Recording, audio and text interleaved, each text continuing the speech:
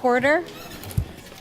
I am ready, Mayor. Ooh, lighting is not my friend over here. Hey, Lisa. Video on? Are you on? Probably not. I haven't looked. I'm sorry. So here we go.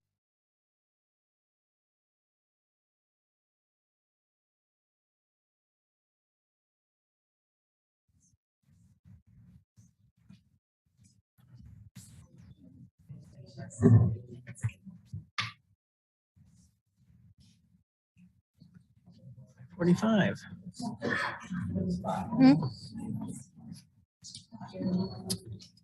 We on? Porter? Porter? We're ready, Mayor. We're good? Yes. Kurt? Thank you, everyone, and welcome to the Tuesday, November 8th, 2022 Lawrence City Commission meeting. We will begin with some announcements of how these proceedings will go from Porter Arneal. Thank you, Mayor. Good evening, everyone. I just have a few housekeeping items for the Zoom meeting tonight. This meeting is being recorded and broadcast on the city's YouTube channel and cable channel 25. Please remember to mute yourself during the meeting unless you are speaking. The chat function for this public meeting is disabled. All chats will go directly to me. Unless you are participating during the meeting, please turn your video off. This allows the active meeting participants to be seen on screen. You will still be able to hear the meeting. When you are participating in the meeting, please turn your video on. If you have any trouble, you can send me a chat. The city reserves the right to mute people or turn individual videos off to minimize distractions during the meeting. And now I'll turn the meeting back over to Mayor Shipley. Thank you, Porter. Next, we'll have some explanation from Sherry Riedemann about how public comment works. Thank you, Mayor. When the mayor calls for public comment, individuals attending in person should approach the podium to indicate they wish to speak. The podium can be raised and lowered, and we encourage you to use this feature to ensure your comments are heard. Individuals participating via Zoom should use the raise hand function to indicate they wish to speak. Please leave your virtual hand raised until you are called on. Individuals will be called on in the order they appear on the meeting host screen. Please remember to state your name before speaking, and all comments will be limited to 3 minutes. Thank you, Sherry. Our first order of business will be to approve the agenda. The City Commission reserves the right to amend, supplement, or reorder the agenda during the meeting. Are there any motions to change the agenda or motions to approve? I move to approve the agenda. I second. I have a first and second. All those in favor? Aye. That passes 5-0. That brings us to public comment. The public is allowed to speak on issues or items that are not scheduled for discussion on the agenda. Individuals should address all comments and questions to the commission. Comments should be limited to issues and items germane to the business of the governing body. The commission will not discuss or debate these items, nor will the commission make decisions on items presented during this time. Each person will be limited to 3 minutes. Is there any public comment in the room?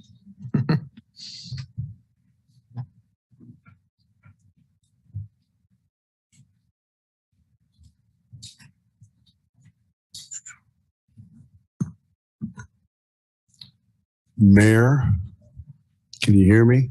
Yep, thank you. Commissioners, staff, most importantly of all, thank you for giving me the opportunity to make some comments to the City Commission. The first thing I need to do is find out, can you guys hear me out there? Okay, I think there's about 100 people more or less. I tend to exaggerate a little bit, but if we got to count, there'd be 100 people out there that are here. And I think the significance of that is that it's not because everybody likes me.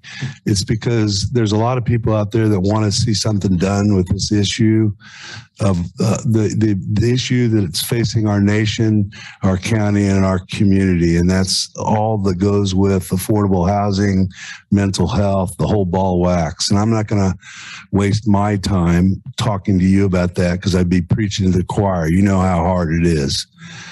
And I think that the opportunity for these people, a lot of these people have never been to a city commission meeting before. They're going to get an opportunity to see government in action.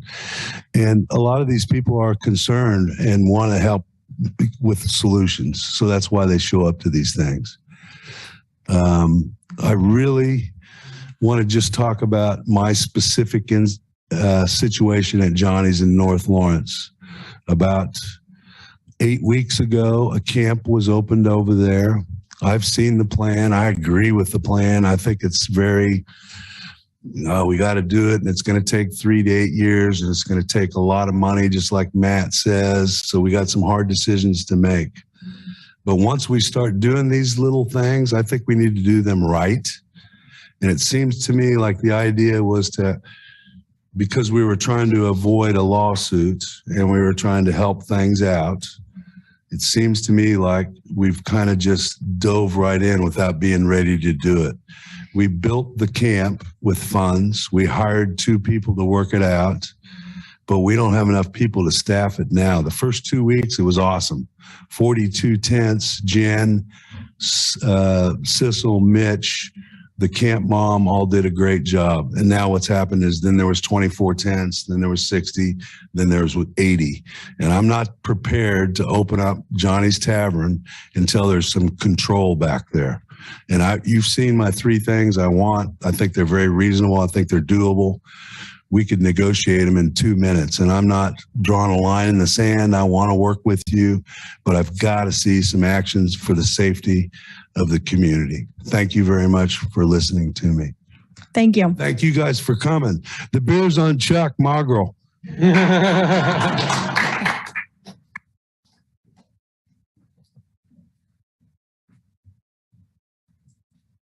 Good evening, Madam Mayor, Commissioners. My name is Ted Boyle, President of North Lawrence Improvement. And I'm here in full support of Mr. Renfro and his attempt to maybe get something done, because North Lawrence Improvement Association has been barking at the wall for the last 4 or 5 years.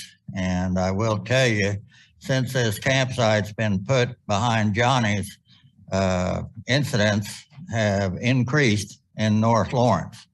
Houses being broke into, which some commissioners call that hearsay, even though it's documented on cell phone, county commissioner and a city commissioner. And so, you know, if this will get the attention of the commission, then we support this endeavor with Mr. Renfro, and also all the businesses downtown. I'm part of that group. We are the only neighborhood association that is part of the business district downtown, and we support them 100%. Something has to be done. This is migrating and just escalating, and it's making the neighborhood an unsafe place.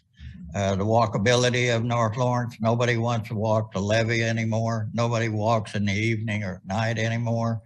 And also, we don't want these in our parks at night.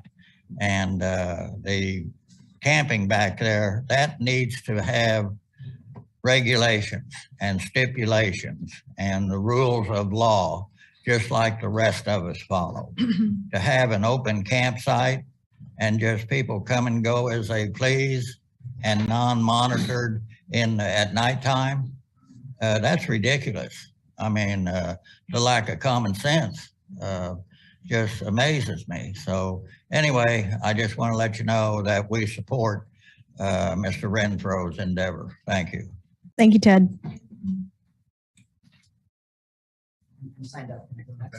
Thanks. Hi, I'm Claven Snow, and I live on Elm Street in North Lawrence. And I was on my way to the depot in North Lawrence. That's my polling location. And I saw a woman holding a sign that says, "City County Sanctioned Homeless Camp Closes Johnny's," standing at the entrance to the parking lot. This wasn't an issue we were voting on, but I did speak with her, as well as the protesters lining the sidewalk in front of Johnny's, all holding the same signs. It seemed obvious to me that they were protesting the camp, as their signs clearly indicated that the camp had interfered with their business. But they told me they were not protesting the camp, just the way it was being governed. They felt there was not room for the number of people being housed there, not enough security to ensure that no one was acting disruptively, and not enough city staffing during the event and during the evening, and nighttime hours. I was told that Johnny's would be closed until some demands were met. I tend to agree that ideally there would be more room so that everyone could have a good amount of personal space. I agree that security to protect folks whose homes cannot be locked would be tremendously helpful to them. And I agree that if there were 10 gyms instead of one from the city and one from the camp, things would probably be running more smoothly right now. But this is a project that I applaud.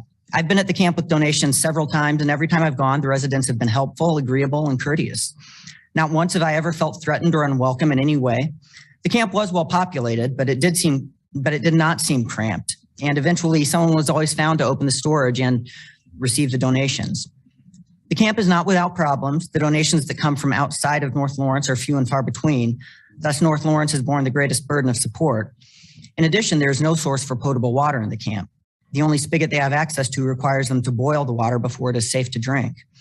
There is currently a neighborhood drive for donations, including water and food, but enthusiasm for the drive will not last forever.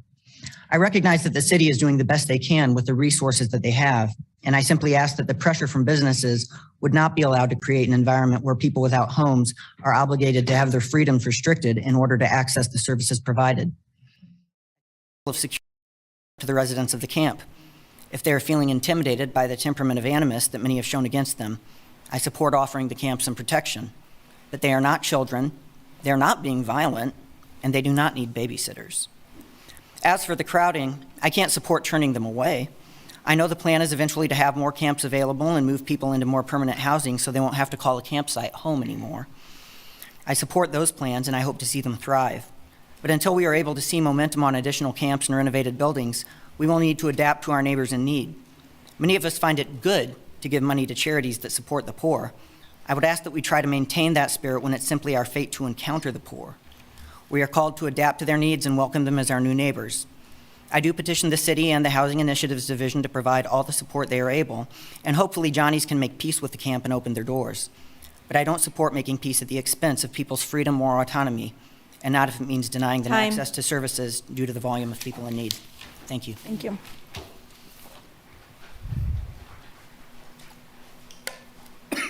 Hello, Spencer Renfro here, and I just wanted to reiterate something that might have gotten left off Rick's speech earlier, is that we are for the camp. We want to help these people out here, and we understand that there's only a small portion of the people that live in the camp behind our building are the problem children out there, right? So we just want to make sure that that's heard, that we support this and we want to support it. But all these people out here, they're here because in one way or another, they have been scared walking out into the parking lot, taking the trash out at night, coming in after their rugby games and so on. So we just want to make sure that there's some control out there and it can be safe for our customers and staff. We do support the camp and we want to make sure that it's a well-run and the people inside the camp get the care and things that they deserve and that they need. Thank you.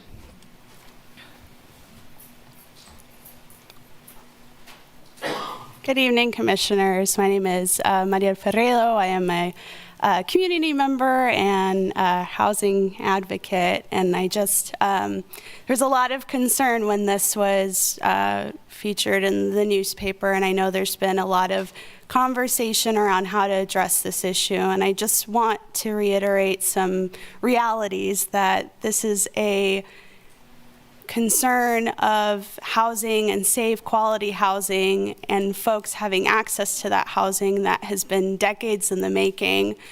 And there has been a lot of work and a lot of effort on the part of those in social service agencies in the city and the county to address these concerns and to try to be as collaborative as possible in creating solutions.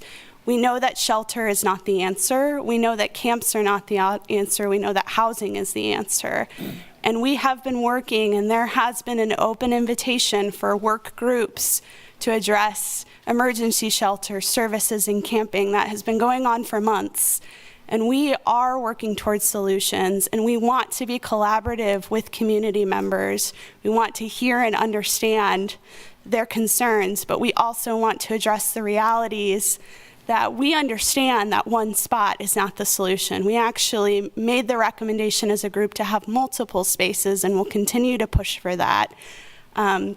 So it's not without the effort of these groups, both community, grassroots, social services, and city, that are doing the labor and that are making the recommendations to actually put some action forward. It's disheartening to hear the upset and the demand for immediate access to services when we just are at full capacity. And so my hope is that the community will understand that we are working towards these solutions. I know the city's new department is working very hard, tirelessly and endlessly, and if there could be more room for more support at that site and to open multiple sites, we would have already done it. We are working on it. We will come to you with more solutions, and we will not stop until we start bridging the gap of homelessness to housing. Thank you. Thank you.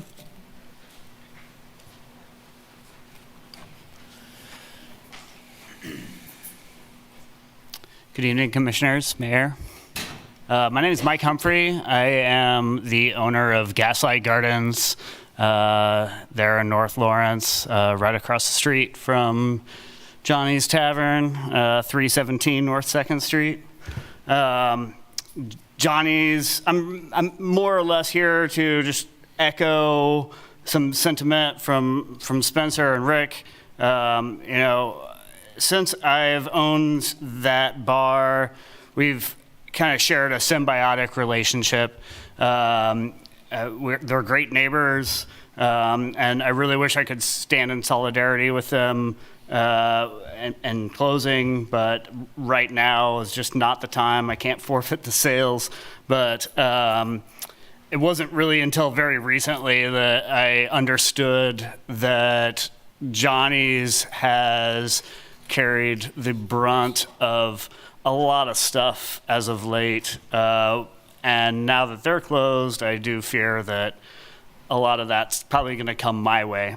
I'm here because I'm expressing concern for my patrons, my staff, some of whom are there into the late hours of the morning by themselves. And I know that there's no easy solution. And whenever anybody comes to me with a problem, I want them to have a solution. And I wish I had an easy one for you to just knock it out of the park. But, you know, I think all of my solutions are kind of the long con. You know, this community needs to keep focusing on what the previous presenter was talking about. You know, we need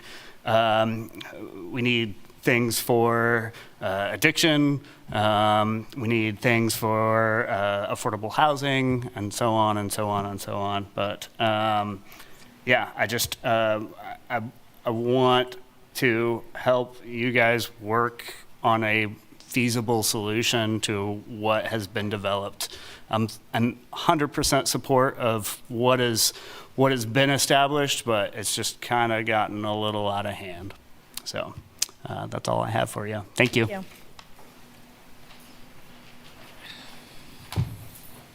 Good evening. My name is Sherry Thompson. I'm not a local business owner. I'm just a nurse. But I'm here tonight to give you just my view of, I would really like to support anything that Rick and Nancy and Spencer Renfro are doing with Johnny's Tavern. As you know, the Renfros have long been community partners, have been very established community partners, and have been philanthropic in this community. It's a problem. Homelessness is a problem. Our local businesses, not only the Renfros, but other locally owned businesses, have been hit hard with COVID, and now they're being hit with homelessness. Lawrence has always been the great city and county to got a problem, get a plan. And I implore you to keep working on it and keep getting a plan, because Lawrence can and should and will do better. Thank you. Thank you, Sherry.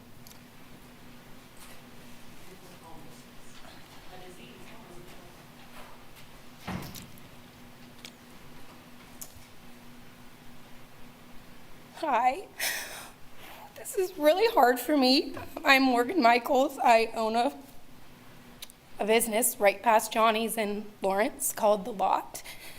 We're a used car lot, and we've been there for about 5 years now. And from the very beginning, we've been stolen from. We have been victimized to about everything that the homelessness in North Lawrence has done to us. It's been presented to the police probably 50, 60 times. We've reported. The last incident was a few weeks ago. 2 people walked right up to our building, went through our mail, took our mail, walked over to a car, broke all the back windows out of the car, the alarms went off, they took off. We called the police, we gave them all the documents, all the videos, all the evidence. They did absolutely nothing. We were driving around in North Lawrence, we saw these people, we called the police met with them, which in turn, we have to face them face to face and say, yes, that's who's on our camera that did this. 45 minutes later, we're at our local grocery store we go to every week, and there they are, and they attack my husband. They spit on him. They physically harm him. The police are called by multiple people at the grocery store. The people had ran. They were arrested. The guy was actually just sentenced to 8 months. I can't even be by myself there anymore because they come all day. They just walk up, ask for everything. I can't imagine being an 18-year-old bartender and having to walk out of my job and have someone standing there. I just can't imagine it. We support multiple homeless people. We hire them, they clean stuff for us. In the summer and the winter, we also own a moving company. We've hired multiples of them to help move people, clean our trucks. We give food every week to the camp. We give water almost every single day. We have a portable shower that we've created on the side of our building to allow them to shower. We give to them, and a lot of them give back to us by helping protect our business. But there's a lot of them that say they want to live there because they need to live there. They have to live there, but there's a few select people that come in and destroy the camp. Multiple homeless people would like protection there for themselves. They want someone to come there and monitor them from 9 to 3. They want to do better for our community, but our community is not doing better for them. As a small business owner, it sounds great to be a business owner, but it's so much. And when you don't feel safe where you work, how terrible is that as a woman to walk into work and not feel safe? We just want safety. Thank you.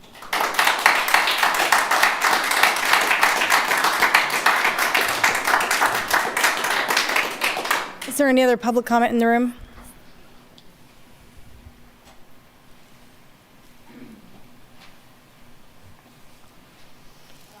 My name is Penny Dubasar-Cross. I'm not a resident of North Lawrence. I live in the Pinckney neighborhood.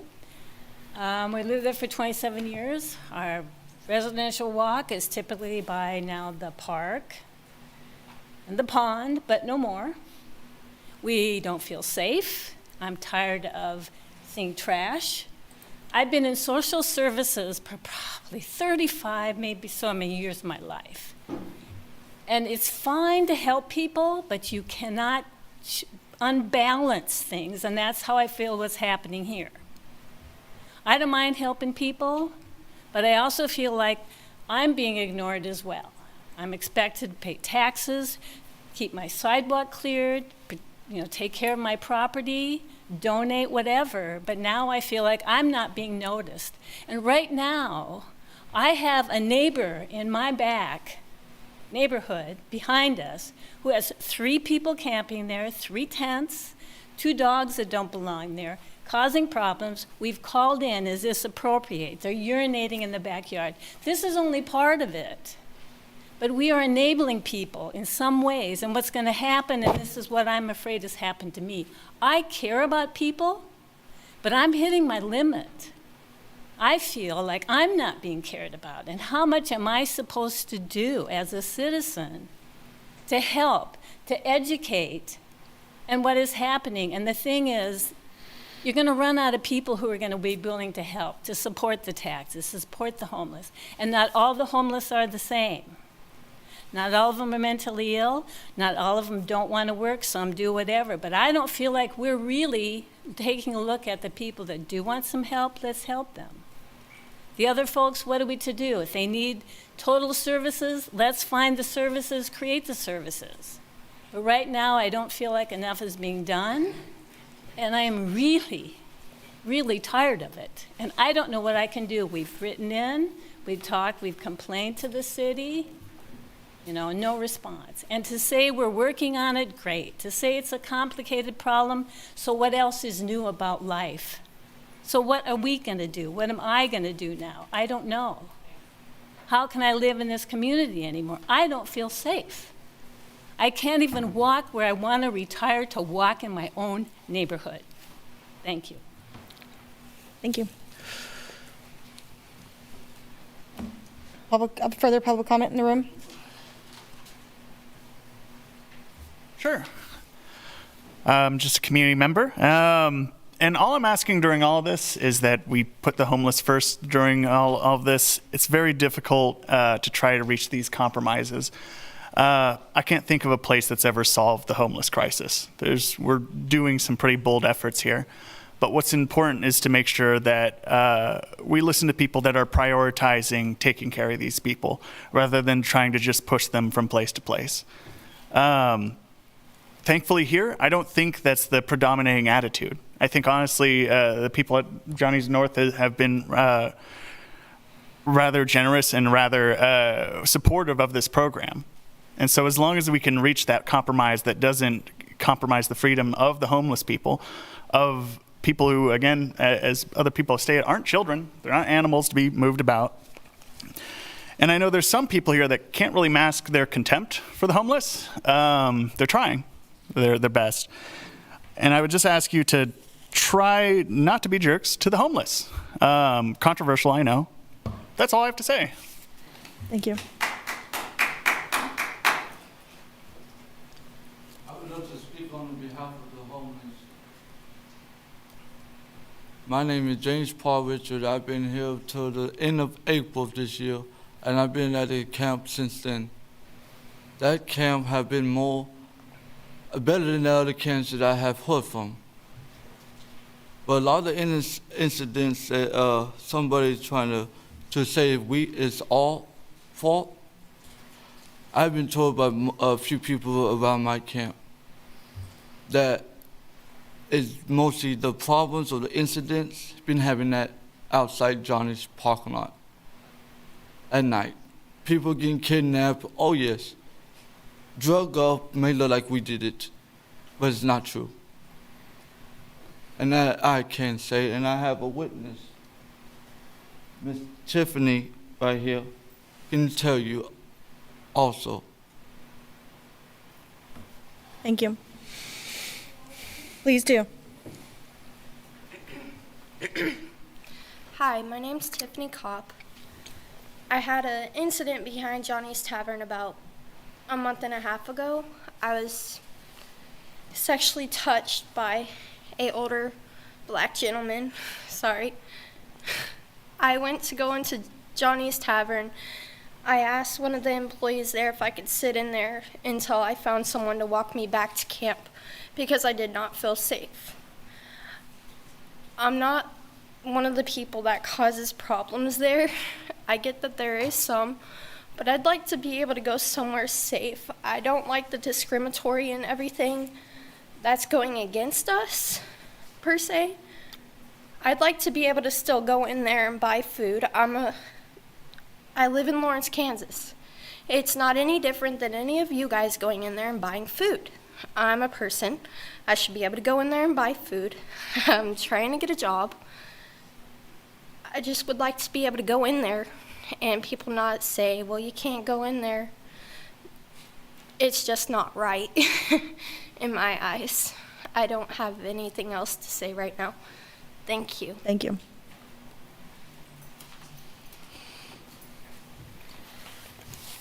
I know you guys know who I am. I'm Tim Olson, and I'm not going to start the normal way I do. I'm an American. There is no reason when I walk into Johnny's Tavern, I got money in my pocket, and they refuse to serve me?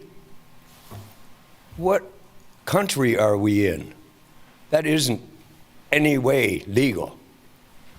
I'm sorry, that is totally illegal. And I don't care if they want to close that place up. I would be proud to say I helped close that place down. I would want to do so. If they did not, if you guys don't do, if they don't close it on their own, I'll find a lawyer that'll help me. It's illegal, it's discrimination. I am who I am, I can't help who I am. I fell into this hole because I lost my brother, he went up north. Not as in a loss, as in personal loss that way. I just lost him, he went his way, I went mine. I can't make it on my own. It's an expensive town. Understand, we have 2 colleges. That doesn't make it any better for any of us. $750, studio apartment, yay. I can almost make it. I get $786, I'm gonna be taking my retirement. What I got, 30 bucks? Yay. Food stamps, whew, thank God. You guys don't understand. This is ridiculous. These people don't understand. They have homes. They have a life. They have family. I have none.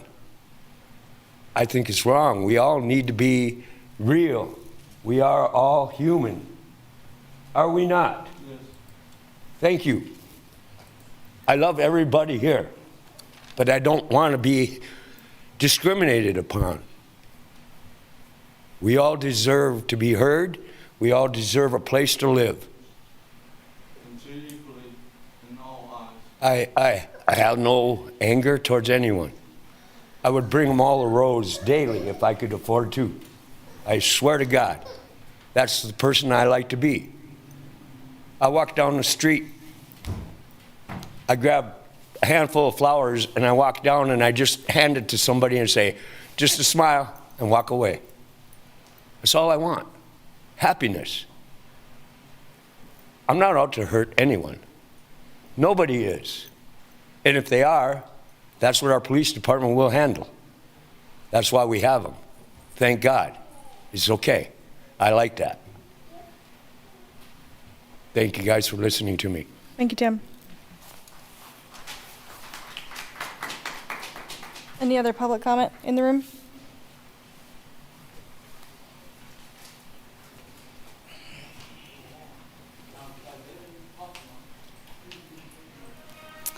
Melanie Valdez, Interim Executive Director at Lawrence Community Shelter, and I'm back here again. I just want to say that I do understand where the businesses are coming from, and I will openly say that I was approached quite a while back to ask about the back parking lot at LCS being used for a campsite, and my first question was, would it be staffed by the city?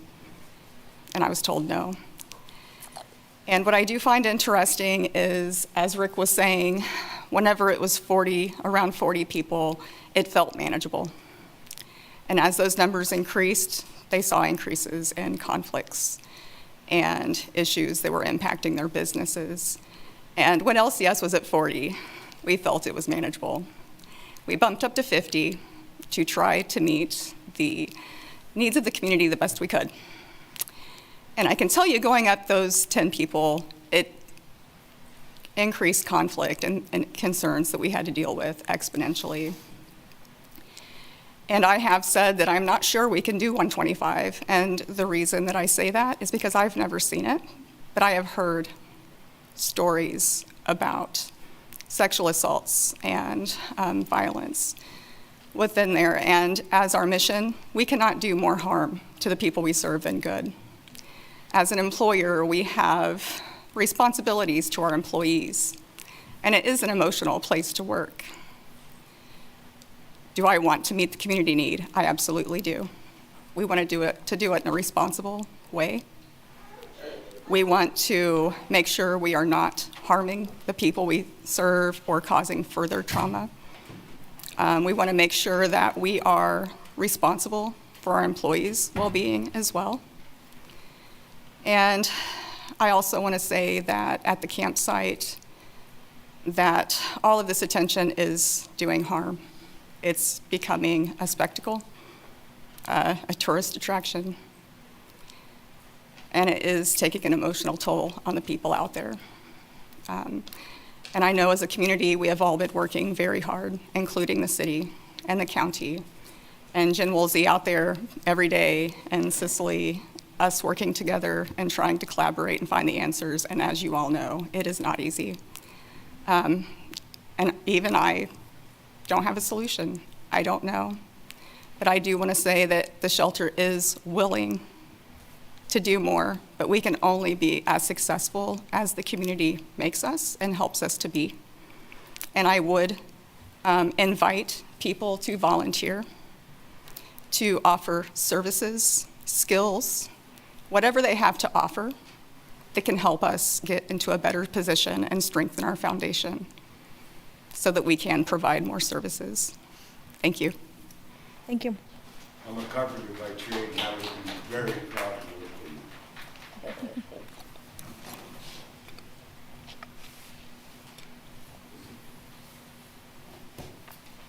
Good evening, commissioners and city staff.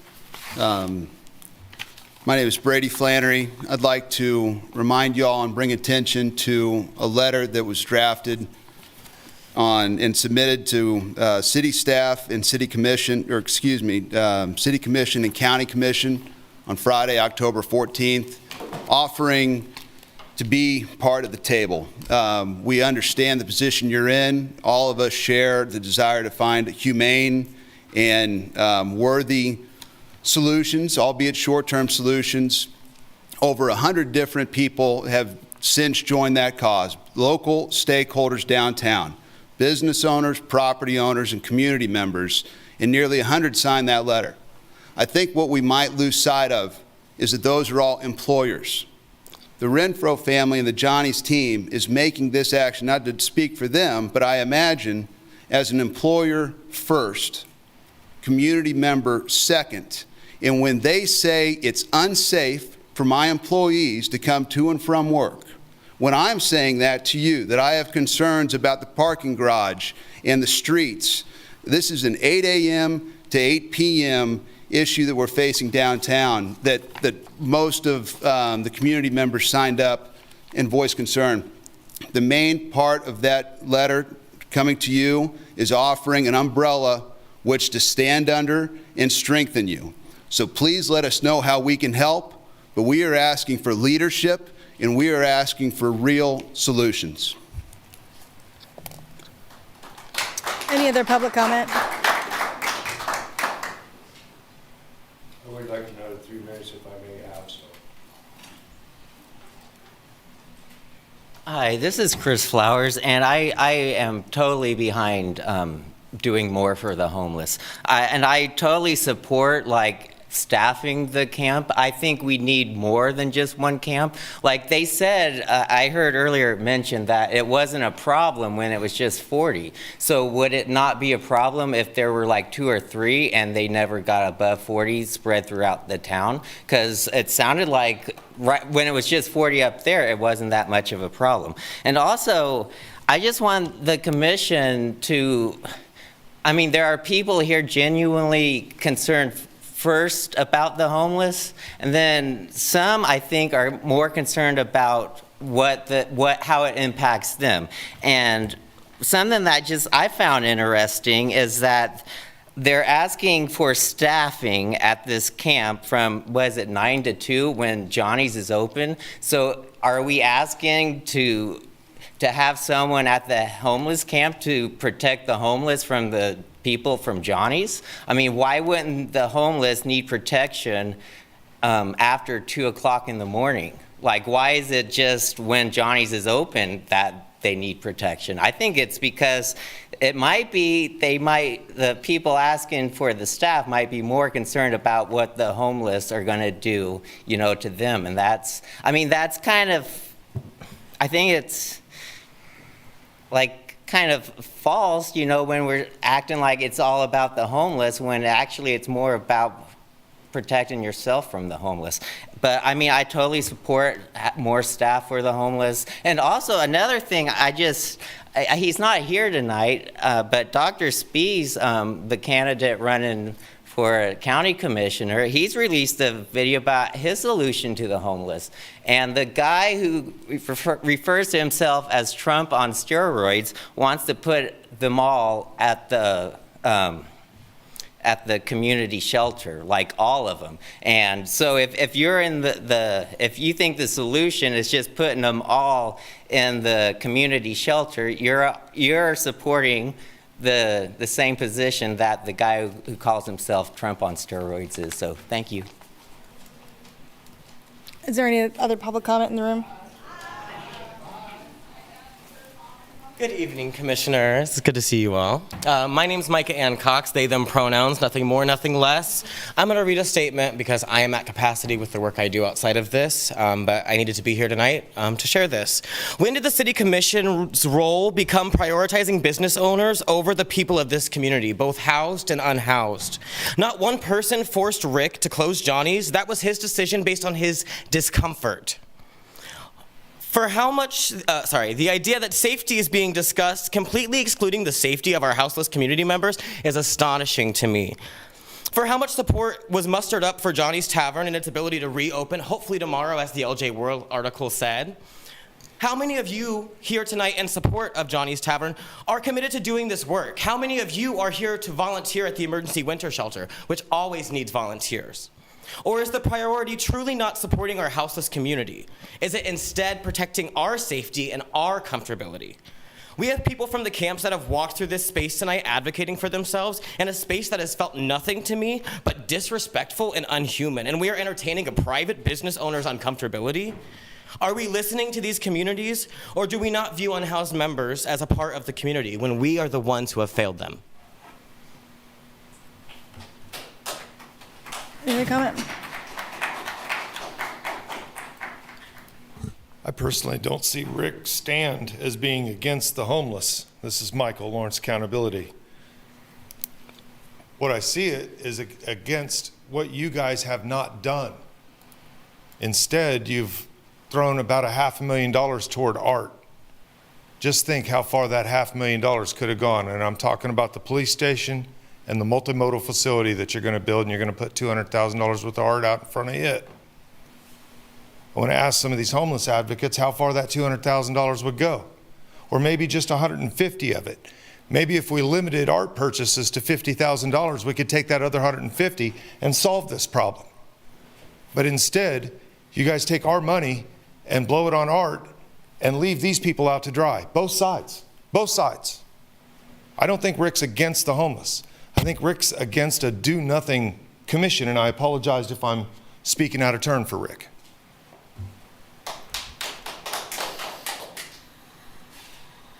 Hi, my name's Sarah, and I'm currently homeless, on and off throughout the years. I'm not here to try and get anyone's attention or vie. Like, I understand Johnny's has had to put up with a lot of different things since there has been a community of homeless sheltered behind him, and it can get pretty crazy. But I don't think that this thing with him shutting down as a protest is the appropriate action, because it's hurting the families and his employees first and foremost. Secondly, in the whole time I've been homeless, I've never been raped or mugged. And I've never raped or mugged anyone else either.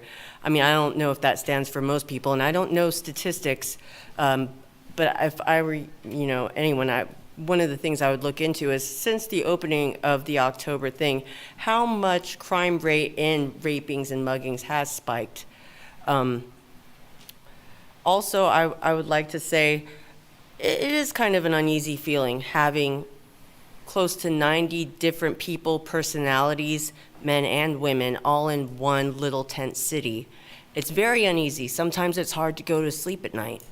There's usually noises throughout all the night, throughout all the day. I don't think this 9 to 2 thing is really gonna help much, And, you know, what's it going to do but cause more strife and more, I mean, sure, if you guys feel it helps, you know, but it already feels with this fence, honestly, like we're in a freaking concentration camp.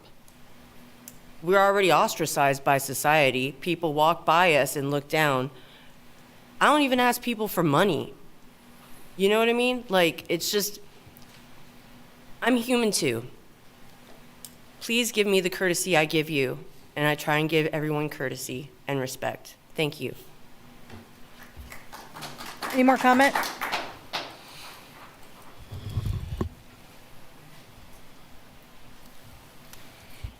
I'm Savannah. I just wanted to recenter this conversation a little bit because housing is a basic human right, and we're talking about people who are living without a basic human right. And to everyone complaining about this, I ask you, what have you done to help this community? The winter shelter is still looking for volunteers. They're still looking for meals delivered. And what have you done to educate yourself on the complexities of these issues? Because complaining with no action does nothing. Thank you. Any other comment? Let's make sure there's no one online. If you are online, raise your digital hand. Sherry Watts. Okay. Sorry, Mayor.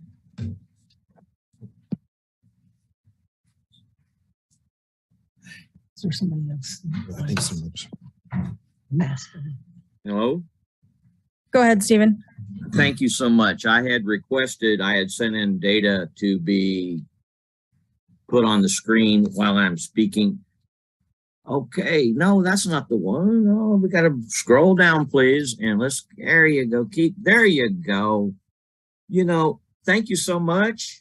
That's great. City staff can do that. And just before I talk, you know, the Lawrence powers that be, they don't think about organized living group members urinating in lawns and this, that, and the other. So that's something to think about. But in December of 2019, I learned the town police instruct people to obtain police reports via the website crashdocs.org.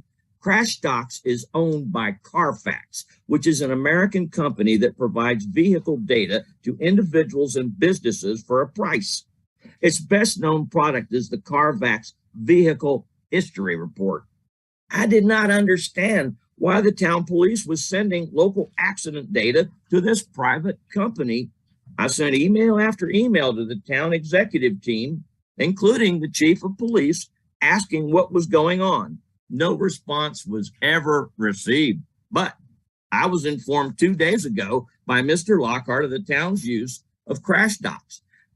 He touted it saved us people $5 per copy of accident report. But you know what?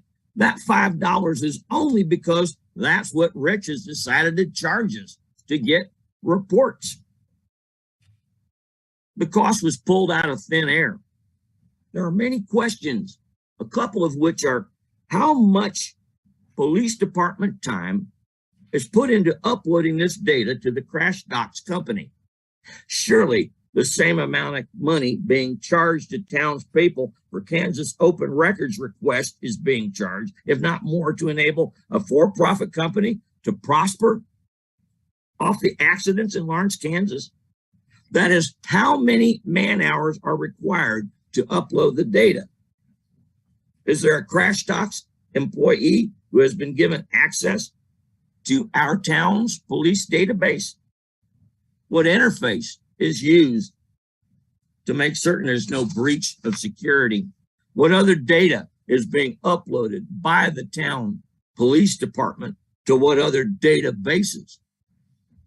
The wholesale turning over of citizen data by town government departments is wholly unacceptable. Please direct to stop the use of CrashDocs by the town police, and please direct the town police department to provide traffic accident reports at no charge to the public. What is the budget of this town department? He said rhetorically. You're seeing on your screen crashdocs.org.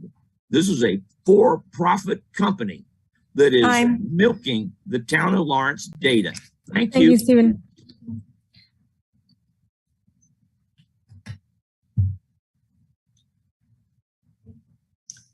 That's all the public comment on.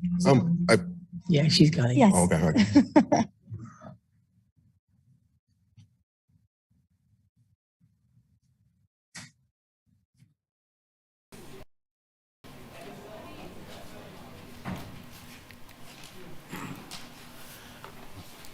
Hello, my name is Howard Callahan. I work for Britt Nash Community Mental Health Center on their homeless outreach team. Formerly worked at the shelter. I've worked in homeless advocacy for quite some time. Just been a general introduction. I'm down at the camp probably 2-3 days out of the week.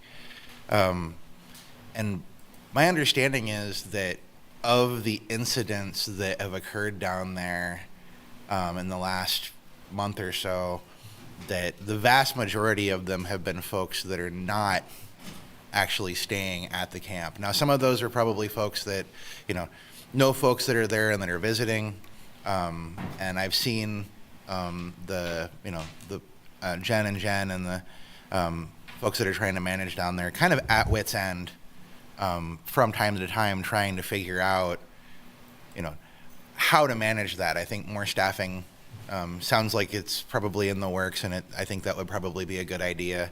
I think the tone around policing in some ways is a little bit misguided. The idea that like lockdown and control is the desired goal.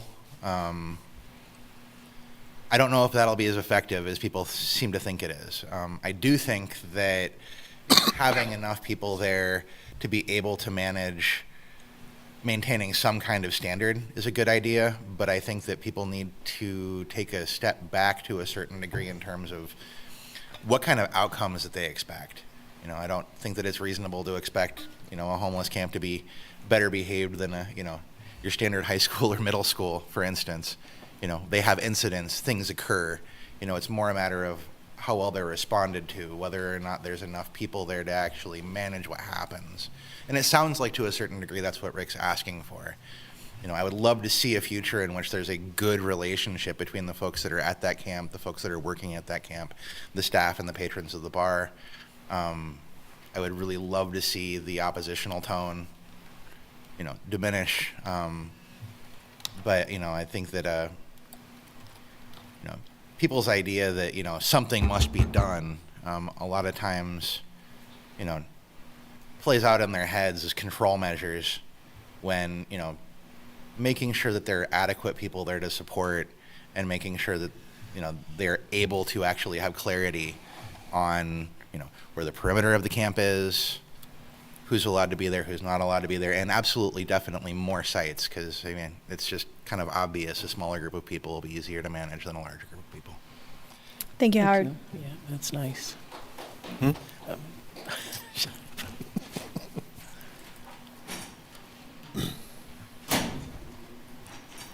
All right, any further public comment? No, you already gave public comment. I can't let you do it again. All right. Mayor, I know you are. Yeah, Casey, I know that staff's been working with Johnny's, Rick and Spencer both in the last couple of days. Can you give us an idea where you're at with that project, the safety issues? I can start, and then I'm not sure who else is on the call, but I believe that Jeff Crick and Danny Walters have been in communication with Rick today about some of the conversations. I know one of the items that was mentioned was a fence, and the fence, as one of our speakers mentioned, has been installed and is up. We are trying to work through getting folks hired to provide some additional monitoring at the site. So those are the two items that I can speak to. Is that getting at your question? Yeah, I just wanted to know how close we were getting to addressing some of the safety needs or concerns. If I might ask Rick, are you at a point with how you're working with the city that you feel the safety issues are being addressed or have been addressed? I think they are being. I think they are. Everything that I've said, people are listening to. I have not been ignored. But no, I don't think things have been addressed. I don't know, how do you define addressed, right? Yeah. Yes, people are working on it. I met with Danny today and Jeff Crick, and he called me back at 4:30 and said, hey, we're working on getting a deal. And I go, well, are you talking about 1 or 2 people? Are you talking about part-time, full-time? Well, we haven't gotten that far yet. So I pretty much shut down after that because yes, I think Okay. everybody's in agreement. Not everybody's in agreement. There's a majority of people that are in agreement. I think this discussion, I'm sorry it took so long, but I think it was good, and I think it'll make things go a little bit smoother for everyone. But it needs to, almost everyone is in agreement that we need some monitoring. I thought the last guy that talked about it's a high school, junior high, is a pretty good analogy. And I was talking to an officer about the Moody camp. To me, that was a perfect deal, right? The neighborhood kind of objected to it at the start, but it ended up being good. But what happened was, for the first 10 days, 2 weeks, they monitored it. They knew who was in there, who was out. They had people on site all the time. The adults, not children, that couldn't behave themselves were gotten out of the camp, and it settled down, and it was great. It was good because it was operated well. Thank you. Thank you. That's it. Brad, did you have something else? What? Did you have something else? Don't think so. Any other questions for staff?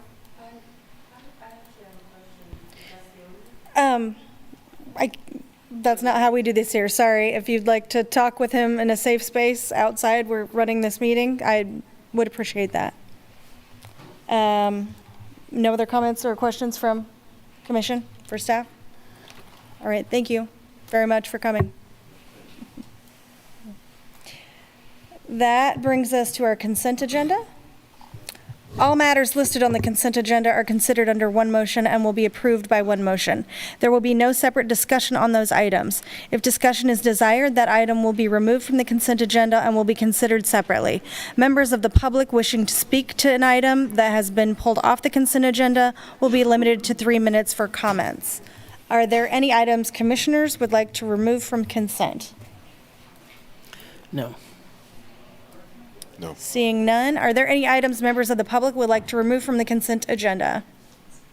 Cool. Anybody online want to remove anything from the consent agenda? Raise your digital hand. Golden. Any motions? Move to approve the consent agenda. Second. I have a first and second. All those in favor? Aye. That passes 5-0. That brings us to our work session.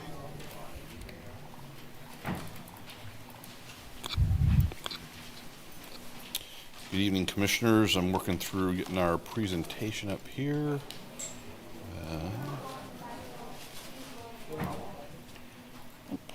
Not pulled up yet here.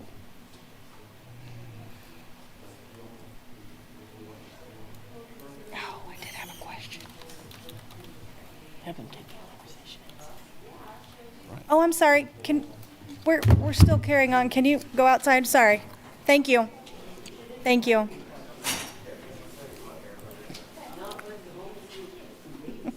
Madam Mayor and Commissioners, Rich and Rich here with your safe and secure update. Really excited tonight. We've got some folks that work in the behavioral health space, really kind of timely with the earlier discussion. Mr. Bob Tryansky, Monica Kurz, and Stacy Cooper are going to share with you all some work that's going on in our community around the mental health arena, and hopefully we'll get some good direction on things. So I'm going to turn it over to Bob and Monica and Stacy. Good evening, Mayor Shipley, Commissioners. Bob Tryansky, Director of Behavioral Health Projects for Douglas County. We appreciate the opportunity and the invitation from Chief Lockhart and Llewellyn to share with you progress that's been made over the last couple of years in the behavioral health space that in a lot of ways are coming together. This is an interesting time for Douglas County. It's an interesting time for the city of Lawrence.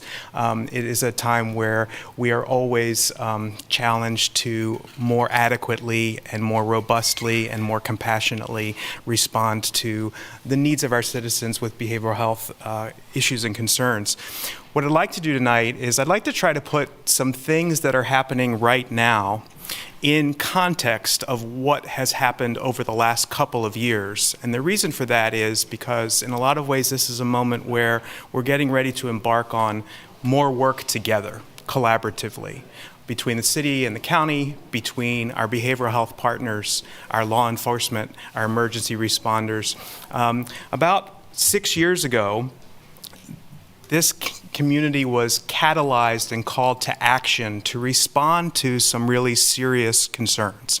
Concerns about the number of people in our jail, the fact that the jail was overflowing, and the number of people who are in the jail who shouldn't be in the jail because they have behavioral health concerns, they have substance use issues, their needs are not being met in the community. And at that time, community organizing pulled city leadership, pulled county elected officials, put them on stage and asked a couple of questions. One question to the police chief at the time: would you commit to training all of the officers in CIT training so that law enforcement can more appropriately respond to somebody in a behavioral health crisis? And the answer was yes, and the crowd cheered and we were on our way. Same question about affordable housing. Will you champion an affordable housing trust fund? And city leaders said yes, and everyone clapped and we're on our way, and here we are. And there was one other question that was put to the county commissioners at the time, and that was, will you champion the creation of a mental health crisis center so that we can divert people away from jail and into treatment? So there was a lot of energy 6 years ago to create a vision for a crisis intervention center. And the spirit of the community was to create the best crisis center in the country. And a lot of people did a lot of work over the course of about 12 months and came up with a pretty big, bold plan for a facility. This facility would have been 40,000 square feet. It would have been one of the largest crisis centers in the country. It was a big, bold aspiration that probably was not the right fit for the community.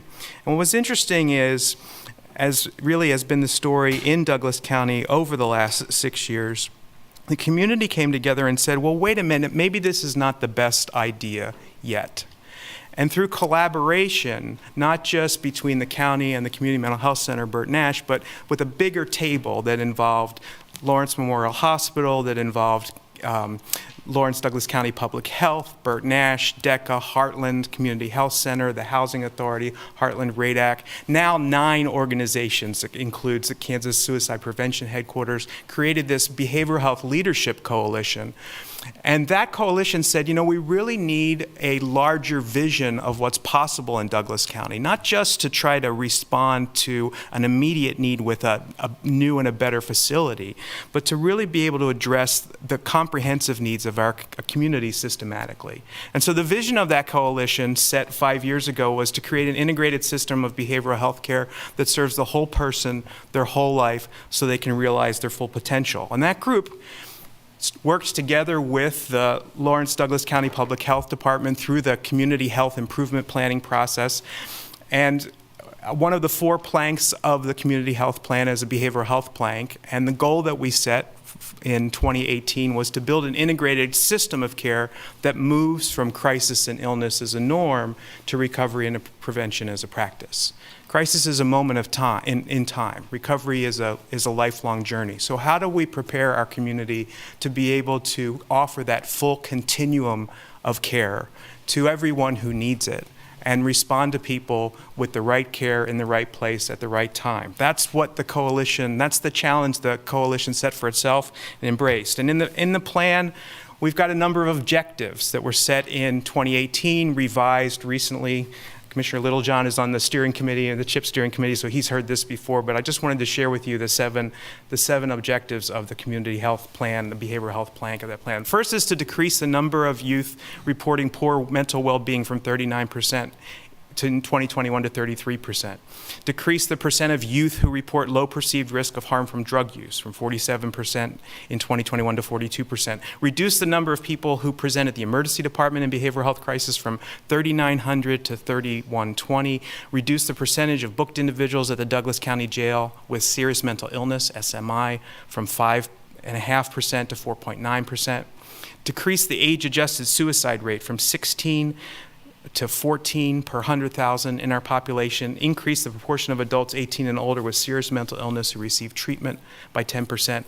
And this is a new one that's been added in the last year because of the work that's been done collaboratively in a variety of work groups and committees and between the Affordable Housing Trust Fund and the affordable housing work in the CHIP and the supportive housing work that's going on in the behavioral health plank of the CHIP. Promote integration of housing and behavioral health services to further support implementation of the Built for Zero initiative.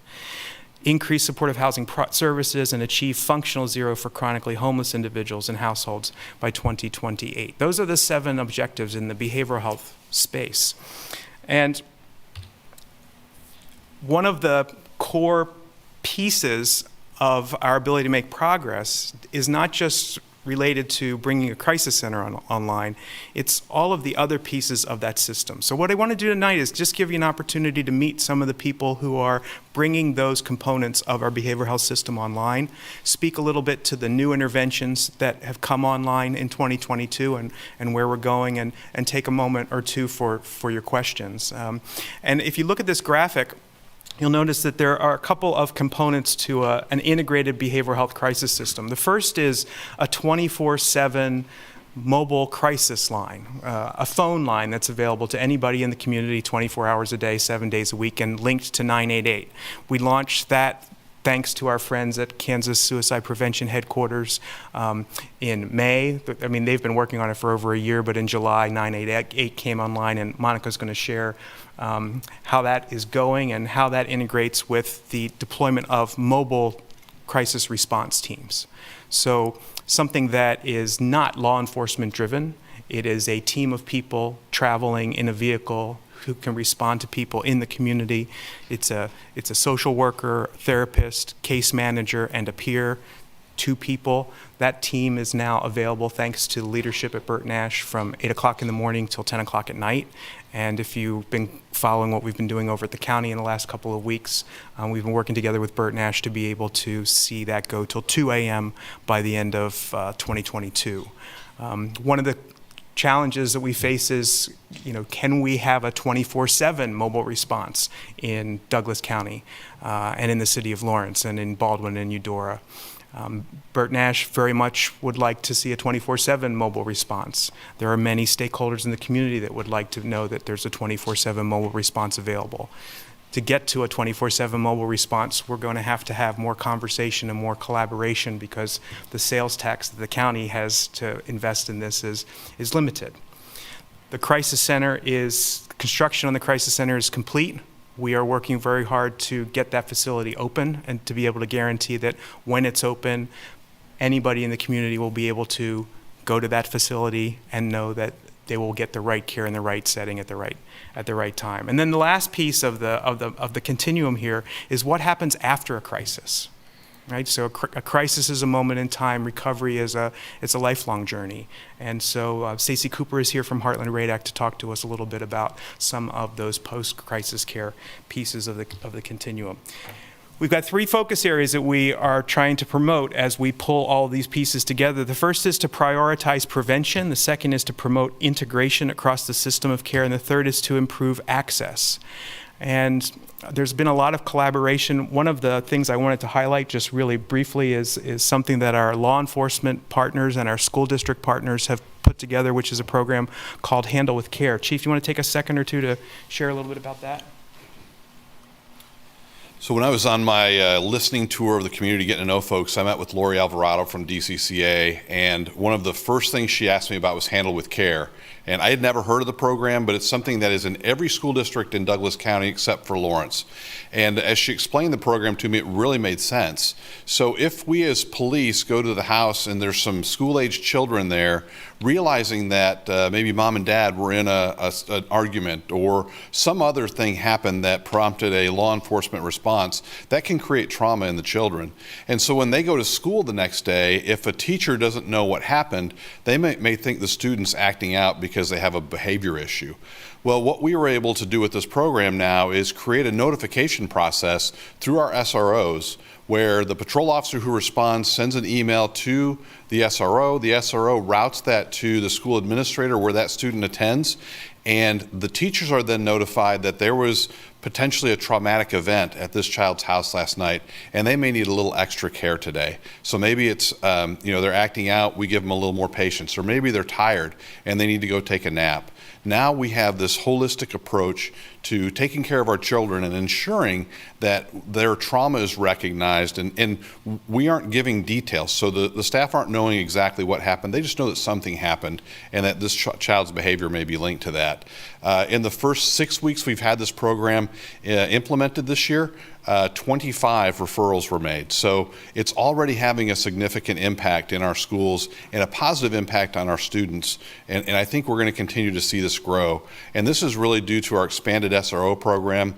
As you all know, we're now in all the middle schools and the 2 high schools, and we're seeing these things really have an impact on our students and the relationship between law enforcement and students. So great program, and we're happy to be able to now have every school district in Douglas County represented as we were the last piece of the puzzle.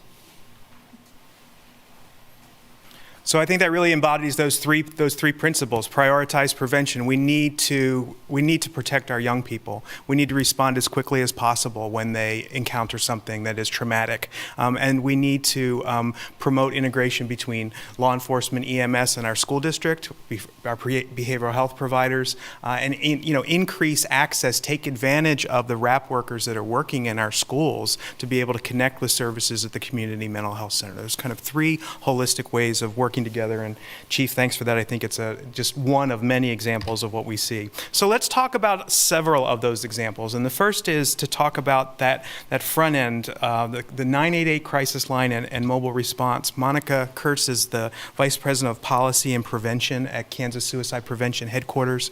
She and Edie Harrison from Burt Nash and Jared Otten from Kansas Suicide Prevention Headquarters have been instrumental both in this community in bringing 988 and mobile response online, but also advocating at the state level for the type of funding and support that it takes to make things happen in a community such as ours. So I'm going to turn it over to Monica for a couple of comments about how things are going with 988 and mobile.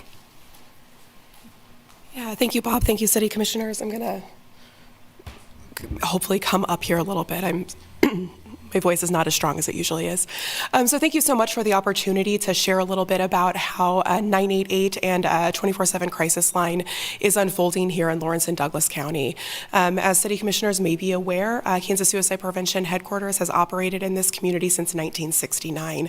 We recognized the need for a 24/7, 365 day a year point of access for the community many years ago. I was actually able to connect with some of our founders last night and had a nice opportunity to reflect on really just how far technology has come and yet the needs of the community, and I think the ability to access services has really remained the same over these years. So as you may be aware, the 988 Suicide and Crisis Lifeline became operational on all telecommunications carriers on July 16th of 2022, so of this year. Since that time, nationwide, we've seen about a 50% increase in access of 988 services when you look at kind of this quarter of 2022 compared to 2021. Here in the state of Kansas, that's actually been a little bit higher. We've been at about a 56% increase. I think that it's important to recognize that 988 is an incredible innovation. It's very important, I think, that folks can access that service via phone, text, or online chat services. But we also have a ways to go nationwide for making that service, I think, all that it can be. I am often reminded that we need to really be thinking about how the public comes to understand different ways to get their crisis needs met. So something that I want to ensure that the City Commission is aware of is that 988 number is routed by area code. There is no geo-routing or geolocation that is embedded in that phone number. So for that reason, headquarters continues to operate 785-841-2345 as a local crisis number that ensures ensures that residents of Lawrence or those folks who may live in Lawrence part-time are directed to our crisis center, where they have access to some enhanced services that are not necessarily available in every part of the country or in every part of the state. And we can talk a little bit about that. What we're seeing is that we're able to really offer emotional support for folks who are calling for reasons of mental illness, emotional distress, substance use, or some sort of crisis that does not require medical response. We're able to offer those services and really stabilize folks on the phone about 90% of the time. So what does stabilize mean? It means that we're connecting with folks and really trying to offer that emotional support, but also engaging in collaborative safety planning and de-escalation. One of the incredible enhancements that we've seen here in Douglas County is our partnership with Burt Nash and that mobile crisis response team that they have operating between the hours of 8 a.m. and 2 a.m. Sorry. I was actually just working or emailing with Edie today about how things have been going. So they've been fully operational since September 11th. The crisis line at this point is really operating as that single point of contact for folks who want to connect with the mobile response team. We're doing that for a number of reasons. One of the primary reasons being that we want to ensure that there's good access to the mobile team and that there's also good safety for everyone involved. So they've responded to 15 calls since September 11th and have been able to stabilize all but 3 of the folks who they've responded to in the community. So we've only had to divert 3 folks to the emergency room. I think that this is a really good example of the direction that we're moving. Our overall hope is that we really start to see that folks have an opportunity to get their needs met without sitting in the emergency room for hours. So I think that we're seeing good progress there.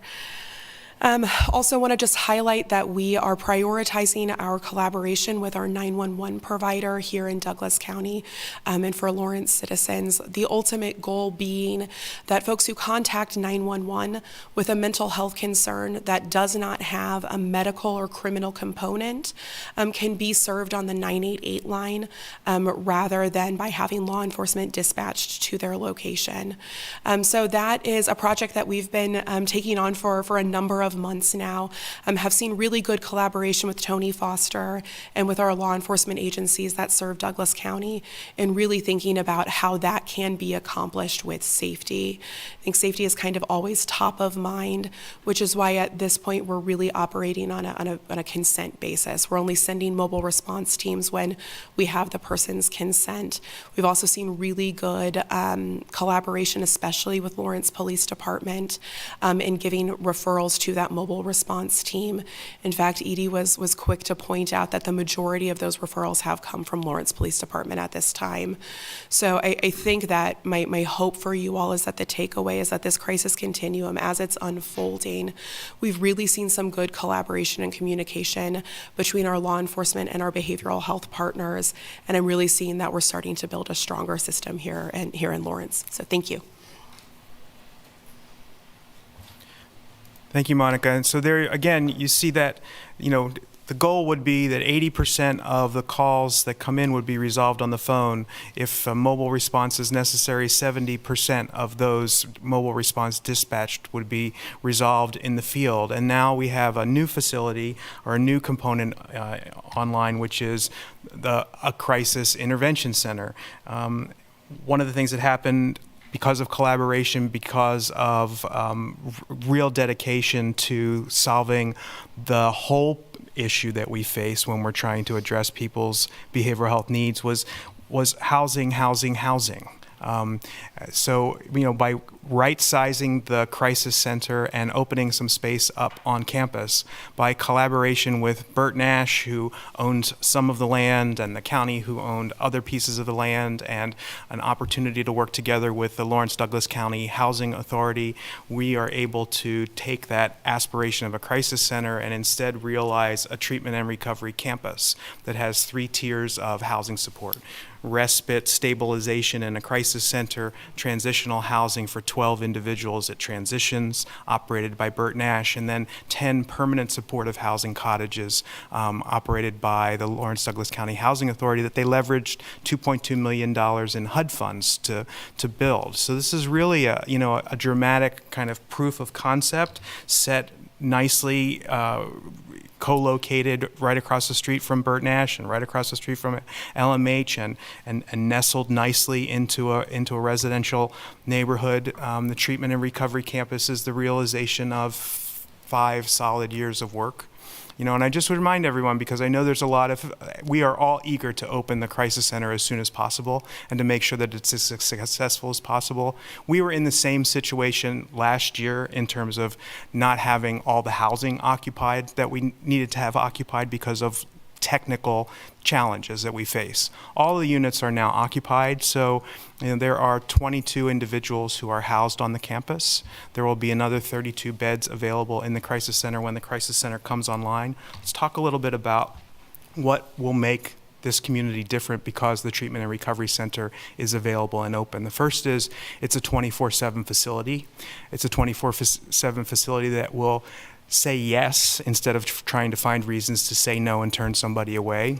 It's a more therapeutic and appropriate place for somebody to go in the midst of a behavioral health crisis, whether that crisis involves a serious mental illness, or it involves a substance use issue, or it involves somebody who is struggling with suicidality.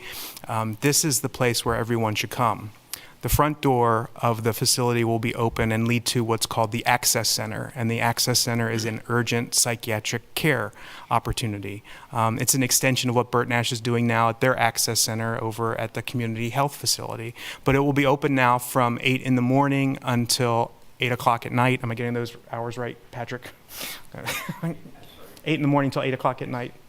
Monday through Friday, and then for 4 hours a day on the weekends. So right there is a new value add to the community in terms of access for med appointments, refills, meeting with a therapist. You're concerned about a family member or a loved one. Anyone will be able to walk in the front door.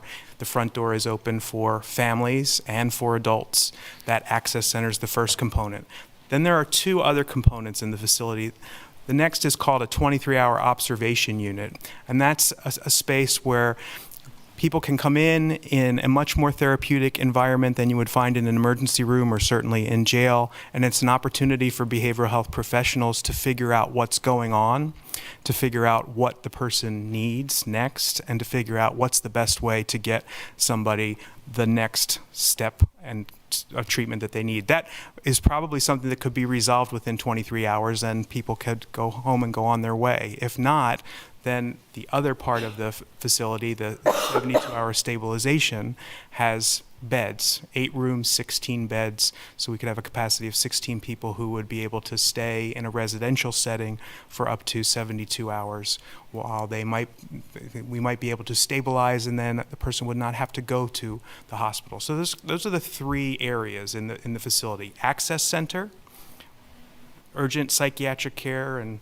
assessment with a lot more hours than are available and have been available for a long time, 23-hour observation unit and a 72-hour stabilization unit. And 24/7, the side door that you see on the picture is available for law enforcement, EMS, and really anybody who needs those facilities can come to the side door 24/7. So that's the treatment and recovery center. And then the last piece of this system of care, this integrated behavioral health system of care, is what happens after a crisis, and how do we make sure that people don't get to a point where they need to access those crisis services again? Even though if they do, that's okay, that's fine, because we finally are going to have the facilities and the services online that are really ready to meet people where they are. I'm going to have Stacy Cooper. I'm going to introduce Stacy. Stacy is the Director of Care Coordination and Peer Support Services for Heartland RADAC, Regional Alcohol Drug Assessment Center, another one of our partners that's come together with us over the last couple of years. Stacey's going to share some things about some of the components of post-crisis care and care coordination. Thank you, Bob. Hi guys, thanks for this opportunity to share about care coordination. So intensive care coordination is a county-funded program that provides post-crisis resource connection and peer mentorship to Douglas County residents. Simply put, intensive care coordination is really meant to connect and reconnect people to resources after they've had a crisis. We provide a team approach to client care that includes a care coordinator that's really clinically based and a peer mentor. And our staff walk people into doors that enhance ultimately their quality of life and support social determinants of health. Examples of resources for these folks are things like safe and affordable housing, 12-step meetings, substance use treatment, food stamps, applications, transportation. Absolutely, we're referring to places like Burt Nash and the local community shelter. Mental and physical health services are really what we're trying to connect folks to. Regardless of insurance, diagnosis, housing status, income, community members are simply not alone when it comes to navigating this really complex crisis system. The care coordination services exist so that no one falls through the cracks. So since 2018, we've actually been referred over 4,000 individuals that have been identified through our system of care, through law enforcement, through the co-responder team, through Burt Nash, that need this vital resource. And on average, we're engaging with about 175 community members at any given time. Today, I really wanted to find a way to highlight what is care coordination, what is peer mentorship, what are they actually doing out there, and how are they talking to clients. I want to start with peer mentorship. Really, the focus of a peer is to talk to somebody about their lived experience. And so to illustrate that, I just pulled some direct quotes out of these experiences that these peers are having with clients, just to really highlight what they're doing. And so these are the things that our peers say. I shared my lived experience in early recovery because my client had impulses to run from things that would help strengthen her. I shared how I break things down that are overwhelming into small, manageable tasks. I also talked about how I built a support system in my recovery community. I talked about my relapses, how I made slow but forward progress at first. I talked about what an NA meeting is like. I went to NA meetings with my clients, and for the first time we had an honest communication about what physical appearance looks like, and also how drugs can be progressive. I shared my experience regarding suicide attempts and acknowledged my clients' efforts to reach out for help. I talked about how I coped with having pending charges, presumptive prison time hanging over my head, and what I did about that. And I taught the client how to ask for rides when they went to recovery meetings and how to ask someone to be their sponsor. I think these quotes really highlight and paint a picture of what it's meant to work with a peer in this community, to really see how hope and a sense of connection is being fostered. I'd like to wrap up my portion of this presentation with just a story, because stories are the best, and they just highlight exactly what this can also look like, because I want to pull in that clinical element of what care coordination is. This story really highlights a post-crisis event for a female that we worked with in this community. At the time that we started working with her, she was having a substance use crisis and a mental health crisis. I believe that she was referred from the co-responder at the time. Whenever we started talking to her, this client was drinking daily and experimenting with other substances. She had recently been arrested. She had lost her job. She was living out of a hotel. Our peer mentor coached this individual on how to interview for an Oxford house. And our care coordinator accessed barrier reduction funding to pay for the deposit and 2 weeks' rent so we could get her into some sober living housing. From there, we supported her in getting a job. This basically looked like providing her some basic hygiene items, supporting her in accessing, what to dress and how to talk about the interview, stuff like that. The peer helped edit her resume and get herself ready for this process. We used barrier reduction funds to purchase a bicycle. This was during the summer, so that this individual could ride her bike to work, ride her bike to 12-step meetings and the other commitments and appointments she had with providers in the community. This client was also working with a peer to connect to the local AA Alcoholics Anonymous group. After a while, she began attending without the peer by her side, because normally the peer would go with her at first. The care coordinator connected her to the local medicine cabinet to pay for some mental health medications and ensured that she actually got to her Burt Nash appointments. And we also supported her in accessing a vision appointment, because it turns out she really needed glasses. She was having a hard time reading.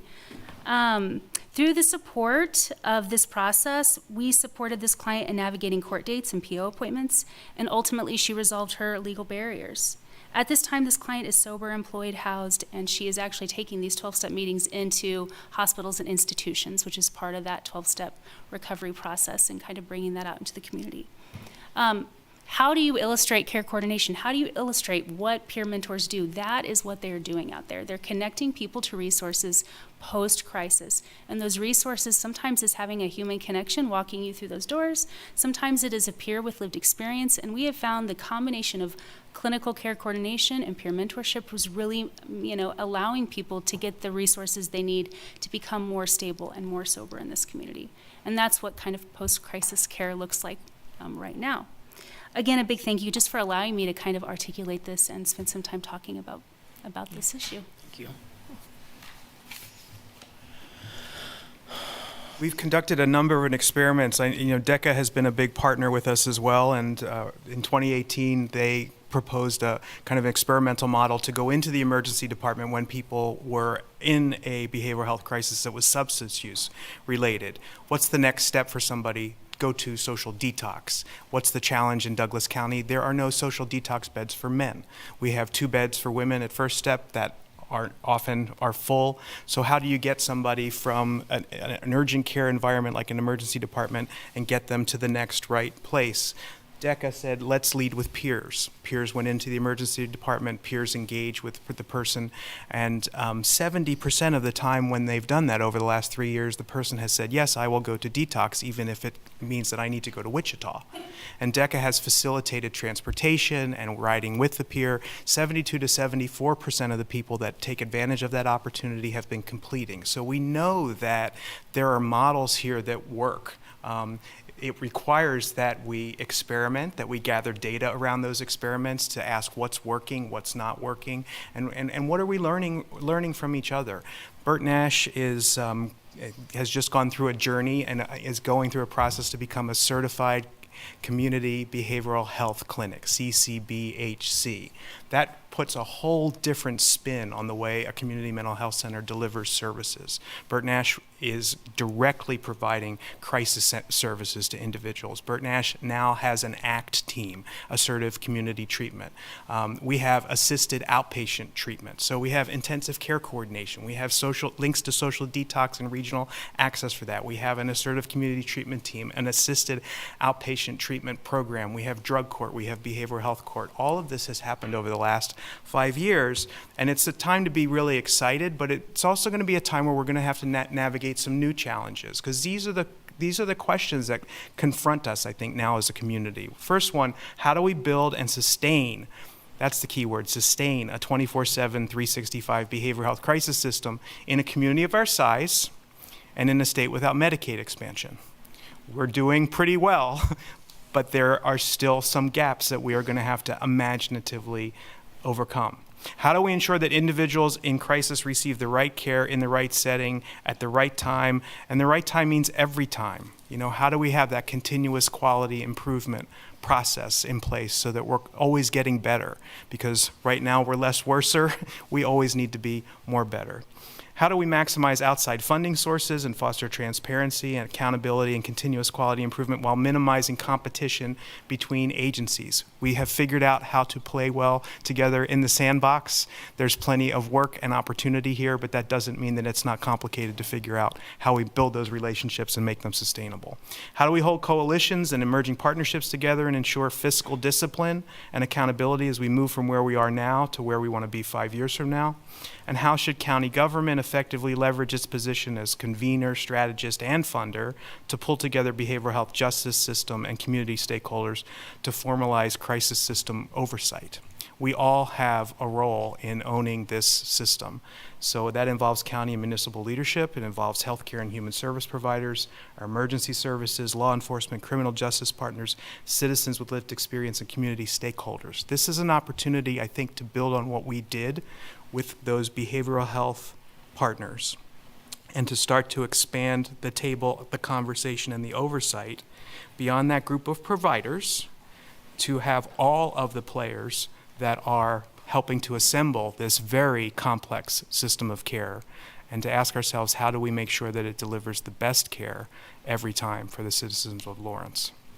So I thank you for the opportunity to kind of brief you county to city and partner to partner on this, and we would be happy to answer any questions. Patrick Schmitz, CEO from Burt Nash, is also here, so we are all available to answer any questions you might have. Thank you so much. Are there any questions right now?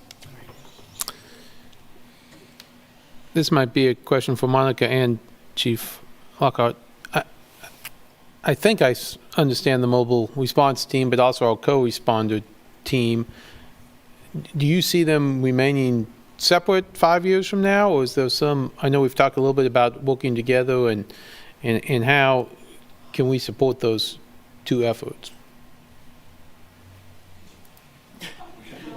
Collaborate right now. So I think that that's a good question, and I think that I think we don't know yet. So really, as we've talked about bringing this online, I think that the intention has been to really monitor our data and see how services are being utilized, but also tracking when are we getting calls that we wish that we could send someone that we can't. Right, so really trying to take a look at what our hotline contacts are telling us about what the community need is.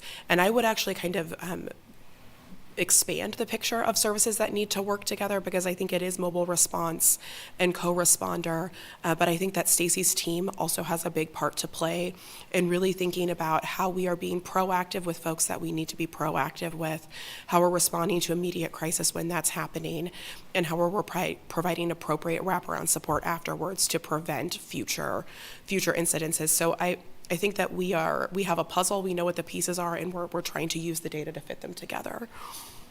Yeah, and I would say this goes back to the mobile integrated health that Chief Joels presented last month. And so Chief Llewellyn and I have been talking about mobile response is new. Co-responder's been here for a while. Mobile integrated health is coming out after the first of the year. We're all working with the same people. And so how do we work collaboratively to ensure that we're getting the best service for those people? So I do see an opportunity there for us, and maybe the next update or the update after we'll be able to give you some progress reports on that.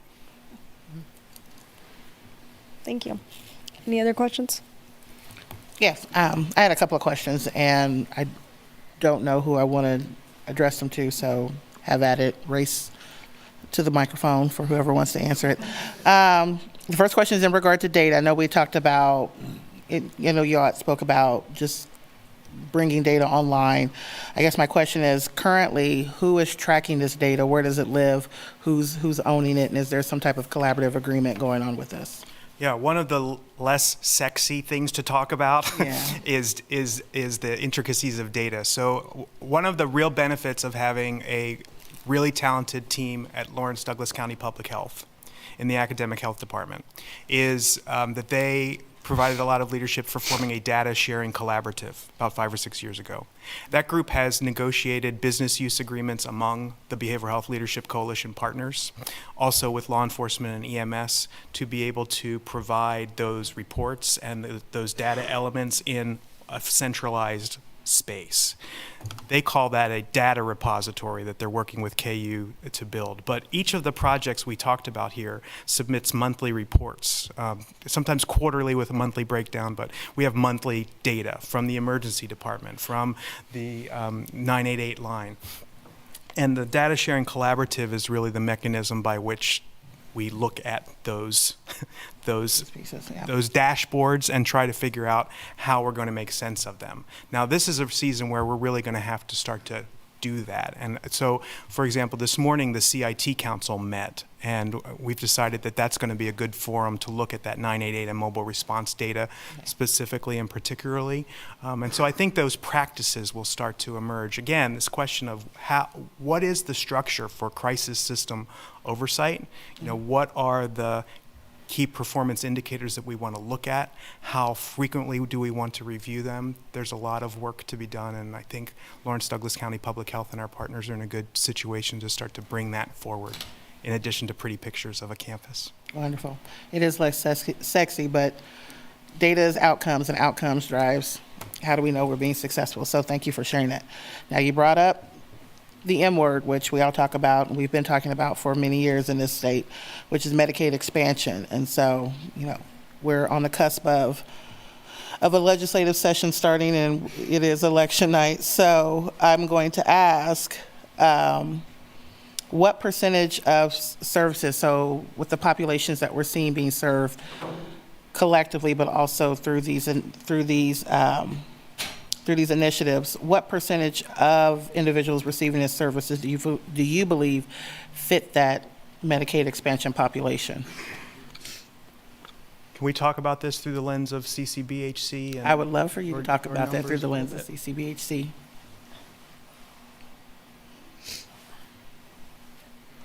Hi, Patrick Schmitz, CEO.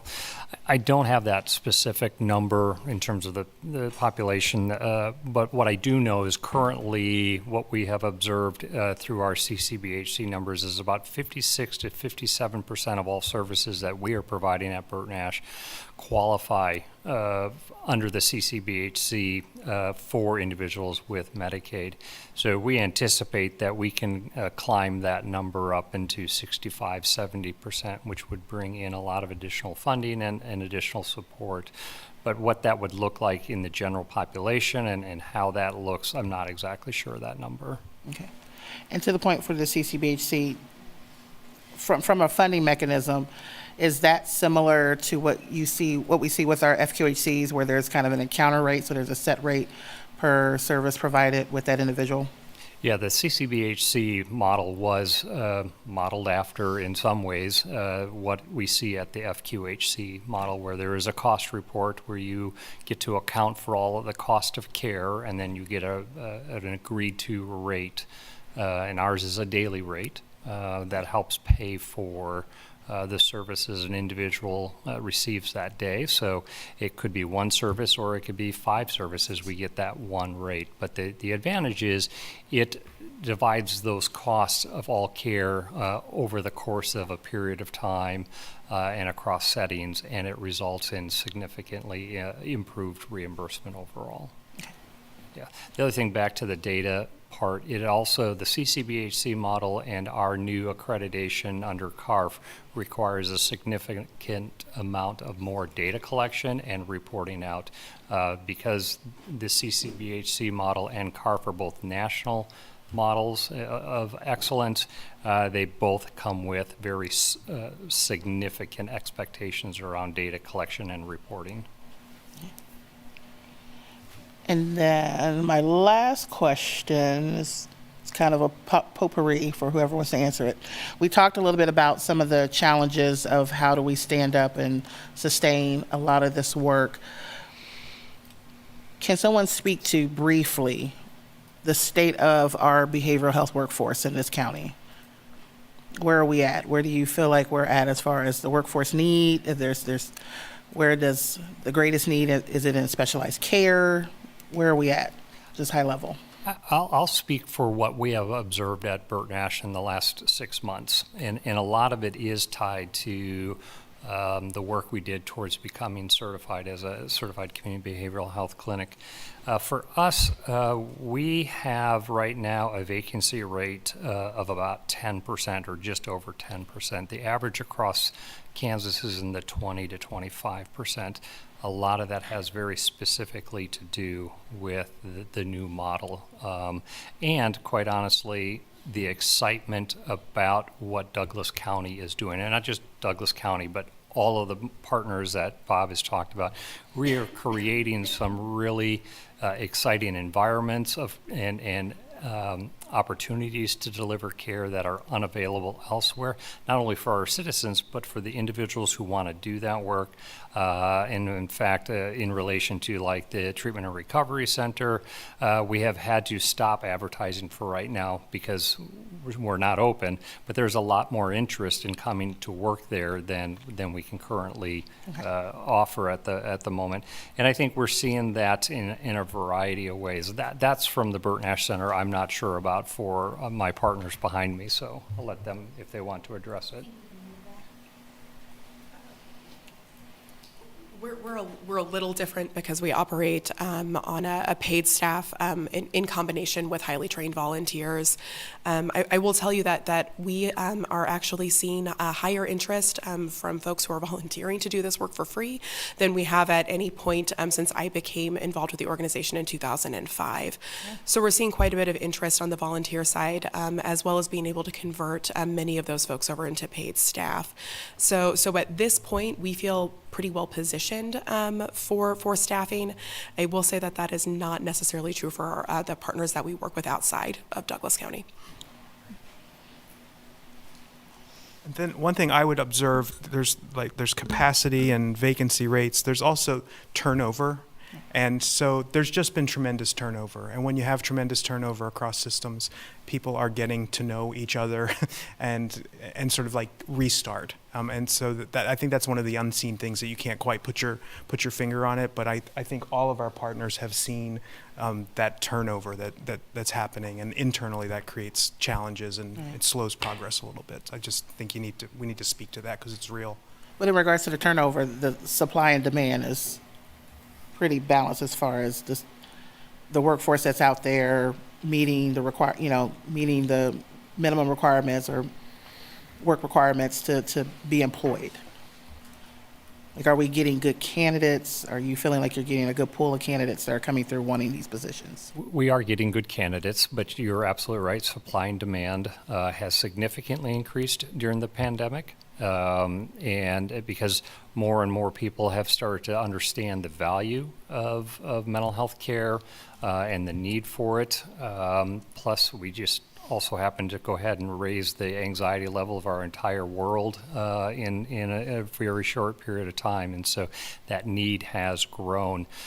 The other part about this is it's very challenging work. It is very difficult. If you think of a therapist who sits for 6-8 hours a day hearing about the worst parts of somebody's life, that is really challenging work. And so the burnout rate can be pretty high if you're not doing a good job of taking care of your team.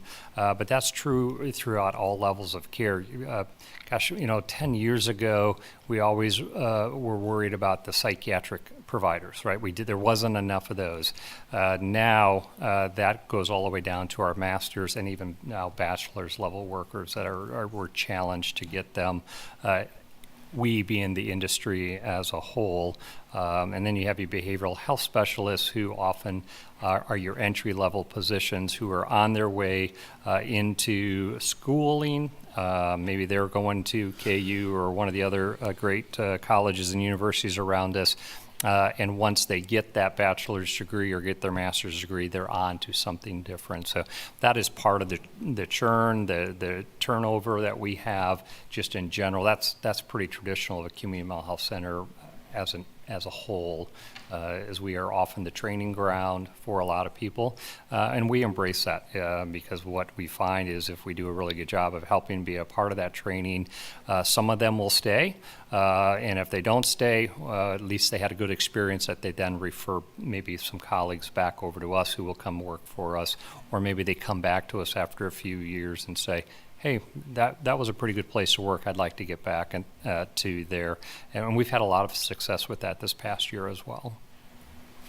All right, thank you. Any other questions? All right, is there any public comment? Is there any public comment online? No, Mayor. Great, thank you. Any other conversation?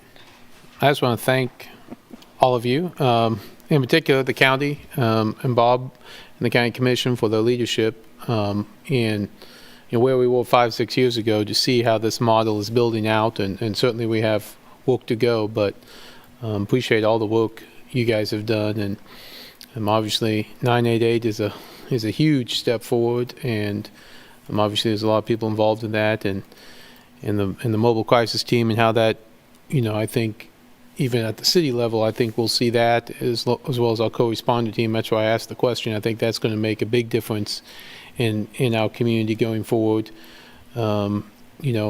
care coordination is something I hear about a lot in the community from providers, from other agencies, and from consumers, and there's a real benefit there. And you go across the state, you don't see that very often. And again, thank you to the county for helping lead that, and DECA for leading that. And obviously, we're very excited to get the TRC open soon and see what that does to the whole, the whole system that's been developed. And lastly, I'd say, congratulations to Burt Nash on the CCBHC as well as the call for accreditation. Both of those are big milestones and are going to make a world of difference. So just, thank everyone for what you've done, and certainly we hope to be, part of that as best we can from outside of it. Thank you very much. I would add on that, and everything Commissioner Finkeldye said. I've been along this journey, as Bob mentioned earlier, and to see it come to this point is great, especially when we get the TRC online and just can, to Commissioner Seller's point, actually get some data of how people are flowing through the system and how they're being cared for, and where spots where we can do better and where we're doing well and things of that sort. So, and I also want to echo that from what Patrick said, I've been in a lot of meetings as well that, Lawrence is a model. Lawrence and Douglas County is a model of, really concentrating and extending efforts to make a difference in this area and this scope. So I think we all should be proud of, all the people that contribute to it and that work very hard in those fields. And I'm really appreciative for all your work. Mayor. Go ahead. I know. I'm just going to add real quick. You guys know. Protocol's been established. Thank you. Thank you. Thank you. One of the, I was just a quick anecdotal story. One of the things that I had to work on, my first assignment that I received in my job when I worked for the state, was to review the relationship between federal and state dollars as it related to mental and behavioral health services, and what the impact that has had. That was my first policy research job assignment that I had to do. And so having that information and watching us get to this point of having being able to have CCBHCs here in our state is getting us back to where we can hopefully get to where we were and exceed that, as far as providing the necessary funding that we need to support behavioral health services in our community. We know that the pandemic was, I guess you can call it the great enlightenment for a lot of people, that, it's okay to say that, I suffer and there's things that I need to talk about, or there's things that I need to talk to someone to get that care. But things such as Medicaid expansion and advocating for that as a city commissioner, as a local elected to our state legislators, is a great way to show that this is the type of action that needs to happen in order for our agencies to be successful in this role, to help us try to solve some of those long-term complex concerns that we may have around delivery of care and continuum care as it relates to behavioral services. So thank you for keeping us accountable for that, in any way that we can be better advocates for what you all need to get this work done. That's what we're here for. Thank you all again. Thank you. That brings us to our regular agenda item. And I think Casey might be on the spot here. Sure, I'll take a shot. Good evening, Mayor and Commissioners. Our city manager, Craig Owens, had a family commitment this evening, so I told him I would sub in. And I just, a quick word of introduction for this item. At your meeting on November 1st, you all talked about kind of efforts to study and make recommendations about advisory boards and commissions. So we have brought back to you a resolution that kind of summarizes all of that conversation. So can walk through that, or just leave it there and allow you to have discussion. One last caveat would be this is obviously a draft and can be changed as you all see fit as you want to go through your discussion tonight. Any questions, or did we all read it? Yeah, I thought it looked fine. I was okay with it. Honestly, I thought we hammered out a lot of it last meeting. Yes. So I don't have a question, but I do have discussion, and I know this was one of the questions we had in regards to Section 3 and appointments. I know on some of our boards and commissions, while we have individuals that may not live within city limits, but they do serve as members of our boards and commissions. And so to have that in there, that committee members shall reside within the city limits of the city of Lawrence, Kansas. I understand that language was taken from something else and that had germaneness to that. I just feel like we might be missing opportunities if we have board and commission chairs that want to be a part of this work, but their disqualifier is that they don't live in the city, but may have a business in the city. And if that could be, I just don't know why that, I want to talk about that sticking point as far as a committee member has to reside within city limits. Casey, do you want that as a question, or do you want to cogitate on it while I do public comment?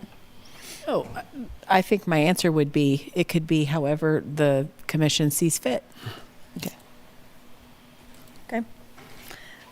Any other questions?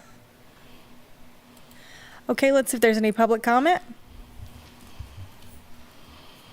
Hi, this is Chris Flowers, and I support Commissioner Sellers' recommendation. Like, if someone is currently on a board, shouldn't they be allowed for consideration to be on this new board that's going to be looking at how boards are drawn up? Because what if they want to speak in favor, of letting people that don't live in Lawrence be on some new board that's taken over what the old board did? And also, I had a question, and like last week, I believe it was said that currently $470,000 of staff time is being used on these boards. So my question is, if we're reducing, are we going to be reducing the staff time that's been on these boards? And if so, are we going to be reducing any staff?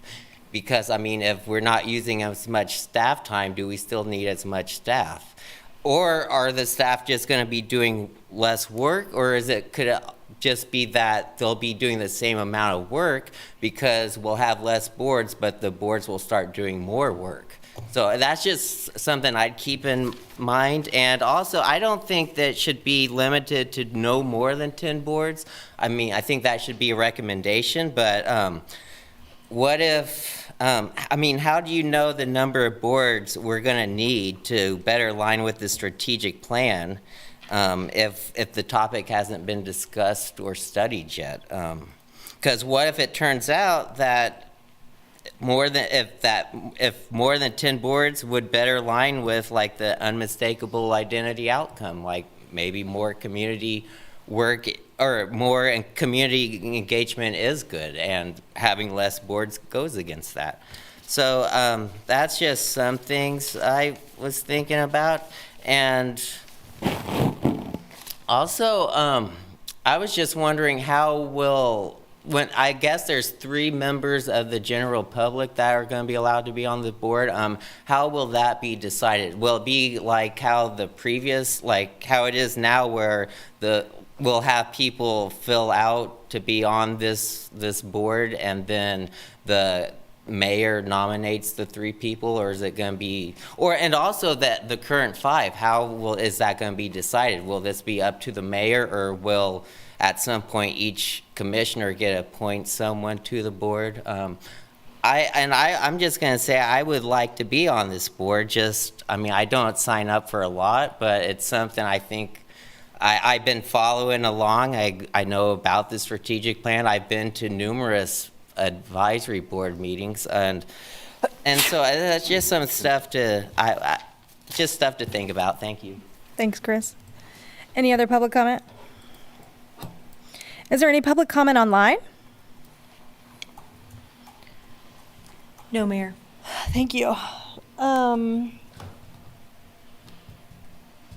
did kind of want to respond or see if anyone else got the same feeling from it in response to what what Chris Flowers said about, the money that gets spent, and does that mean we get to cut staff? My impression of that is that that's really about mission creep, which I guess is whatever corporate people talk about when you ask people to take on more responsibility in their job than they really should be.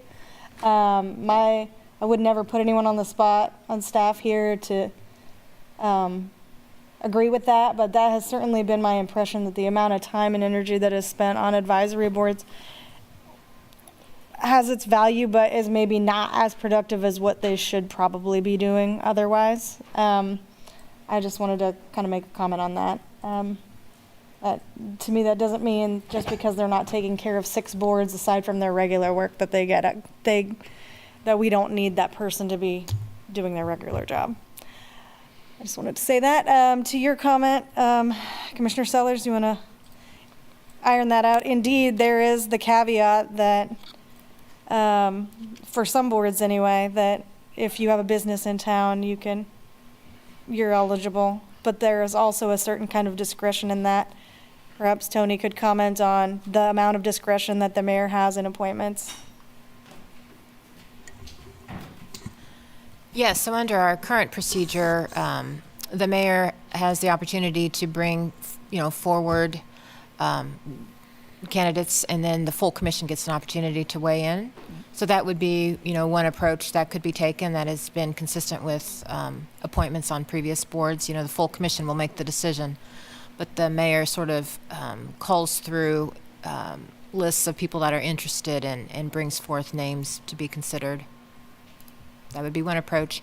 And then I just want to reiterate what Casey Toomey said. If you have an interest in striking that sentence about residency requirement, that is certainly within the purview or the will of, it's up to the commission.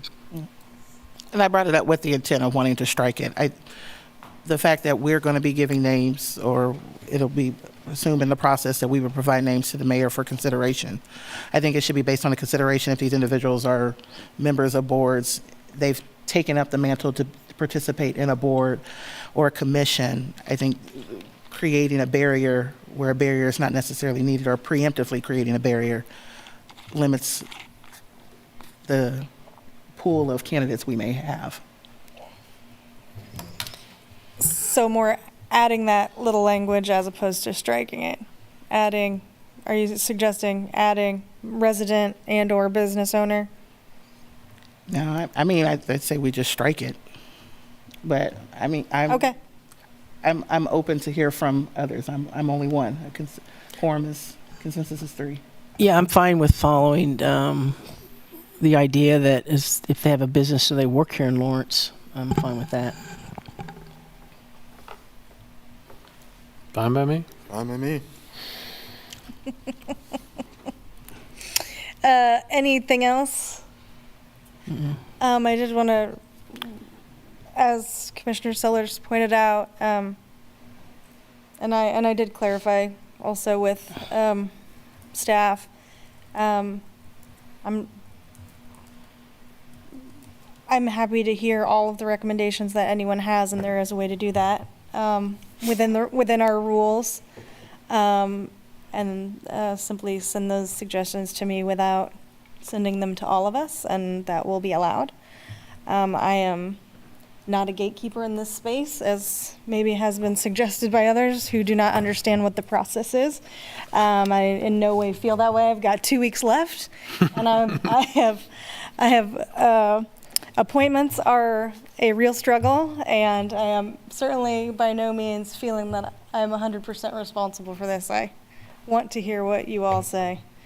And in transition to our next mayor, certainly feel comfortable in having a good working relationship and thinking about what we need on this board. Right. So I just want to make a quick note. My rationale for wanting to strike it is that if the person is serving as a chair or vice chair on a board or commission, then it's already been shown that if they're not a resident, then they more than likely. So, for example, somebody who is on the planning commission who is a county appointee, not a city appointee, for example, is that what you're suggesting, for example? That, or someone that doesn't live in the city limits, but they have a business that's in city limits and they serve on a board and they're a board chair. Again, That's a possibility. We have a couple of folks who fit that description that may want to be a part of this. So that's why I said if we strike it, then that's one less barrier to allowing that person to be put into the pool of candidates for consideration. And they do own a business here? Mm-hmm. Okay. So I think, but if we add it, same result. Yeah, I mean, it's Doesn't matter. not, neither are of a controversial nature, so. Well, I guess considering that we get correspondence or messages from people all over the country who care very much about what's happening in Lawrence, Kansas, in spite of the fact that they live in Boston, I guess I would want to be clear that that people live here, that it matters to them, that the consequences are theirs as well. And I certainly am, in as much as I have any influence, I'm definitely interested in the people who have had a lot of experience on boards in the past. There's no shortage of people who have been on our boards in the past, who've had some really good experience and are very qualified. I mean, if folks are going to be more comfortable with adding the business piece, for the sake of the community members, in addition to the 5 existing board members, I'm not opposed to it. My idea is that I just don't want to create a barrier. Yeah. So business and or work in Lawrence. Yep. Add that caveat. Mm-hmm. Sure. Okay. Legal, make it legalese. I'm sorry, Vice Mayor Larson, repeat what you said? That they be required to live in Lawrence, have a business in Lawrence, or work in Lawrence. Some sort of attachment like that to Lawrence. I just was making the distinction between working or owning a business. I wasn't sure which one I was hearing from all of you. I think all 3. You're open to all 3. Might It as well looks like throw the- Sherry's trying to chime in. Well, I don't think currently any of our boards allow for someone who just works in Lawrence. No, they have to have own a business. Own a business. Yeah. Right. I would say So- show. So Sorry. if I may, Mayor, if you were to remove that section, it would be, or just that one sentence, then it would say the 5 existing board or commission chairs, and then 3 community members. If community members doesn't feel specific enough for living here, so you could either adopt it, removing the sentence, or just say, or update it to say shall reside within the city limits or own a business within the city limits. Those are the 2 options. The 2 distinctions, You're looking at yeah. to get to what you want. Gotcha. Okay.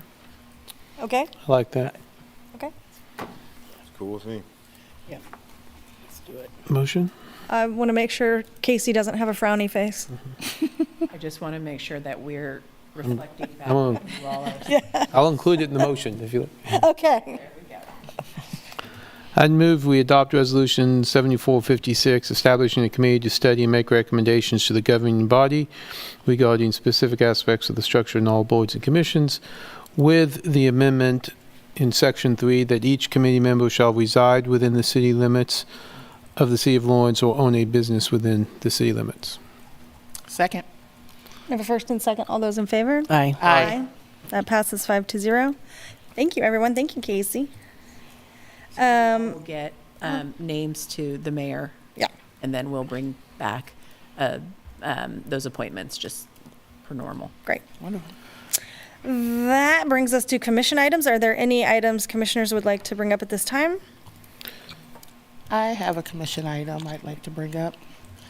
One is a point of personal privilege. We've talked a little bit around Camp Woody, and I know some folks in the community may or may not know the significance of Woody Park, but Mr.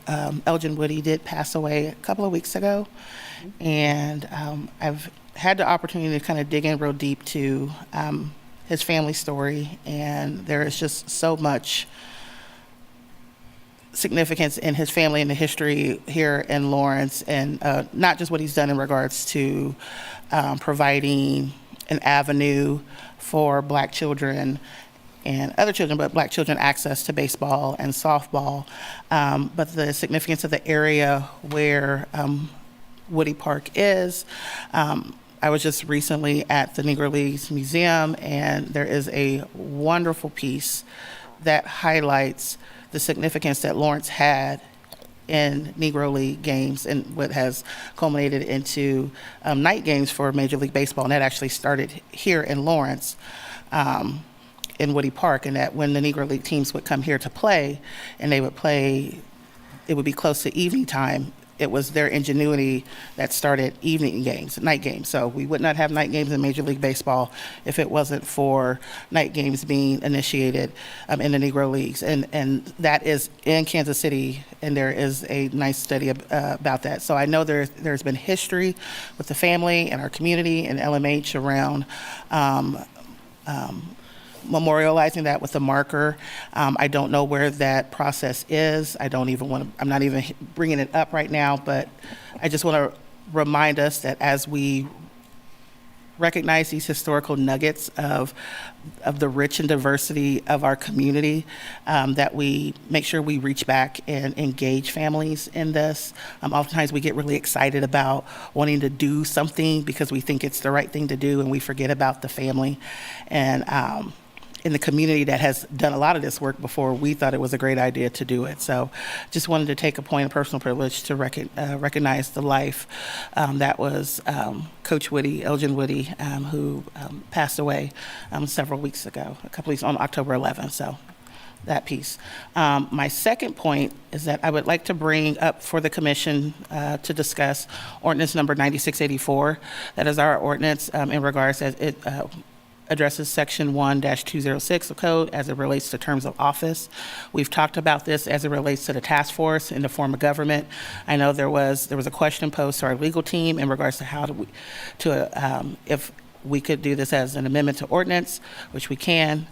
Specifically, what I want to look at is that we do have in ordinance that first and second, or the top two vote getters get 4 years. Second place gets 2. I don't want to get to the origin story of that, but I think it deserves a revisit, and I would like to have that brought back to the commission to discuss possible amendments to that section.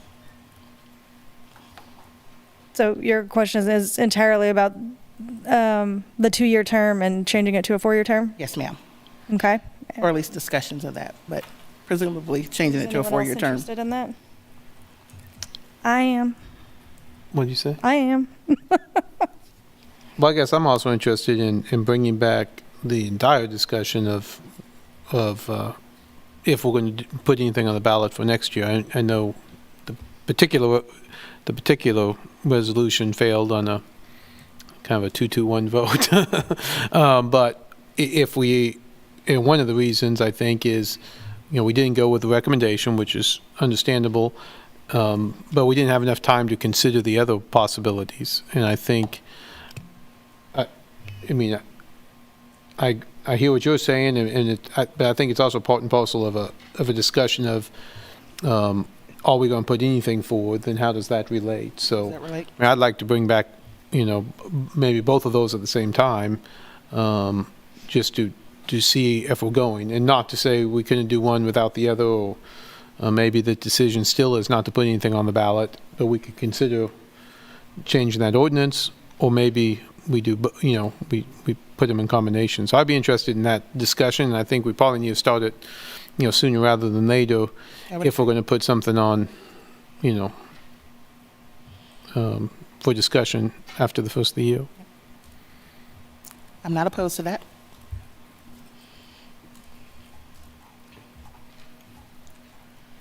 Yeah, I definitely want to bring the mayor and the district stuff back for sure, early, like you said, for sure. Thank you.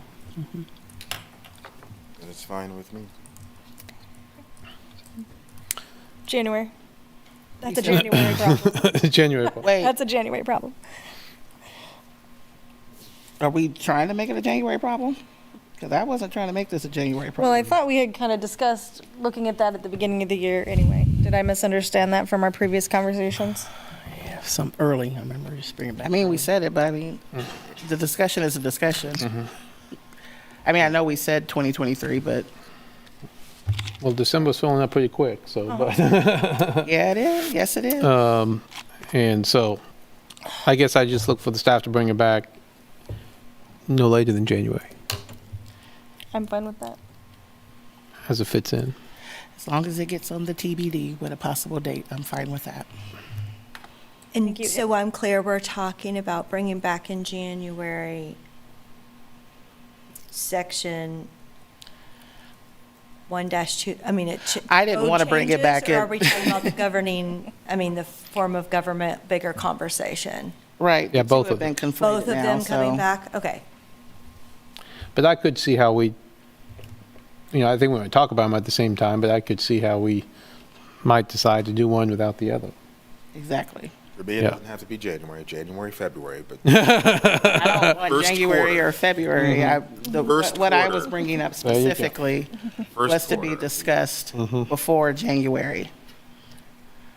So that's why I brought it up, is because I wanted it to be discussed before January. Oh. So if there's no consensus on that, I accept that. But I don't want the two to be conflated. I don't want my part to be hijacked to say, oh, we'll talk about it in January or February. I don't want this to be discussed in January and February. I want it to be discussed possibly before the end of the year. But if there's no consensus for that, then let the record reflect that we want to discuss this sometime, form of government sometime in 1st of January, because we did not give a date when we discussed that. We just said sometime in 2023. So if we want to talk about form of government and all of its bits and pieces, then let it be on the record that we're planning to discuss it sometime in we want to discuss it in January. Great. Thank you. Sherry? Oh, is Casey? We're good? I'm good.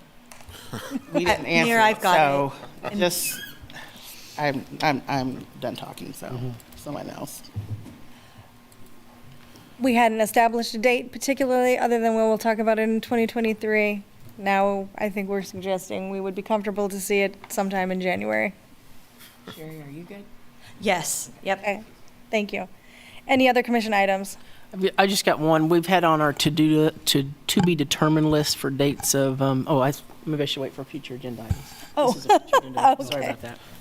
I guess I was, just on commission items, I know we talked earlier about, I know Jeff had talked to Rick about, ongoing conversations. And I know that work is in progress, and it sounds like that conversation has happened. But can you just keep us up to date on those conversations as they go forward, as well as the public?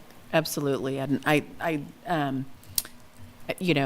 Renfro's comments about that Jeff said we're working on it, I anticipated as soon as we can get folks hired.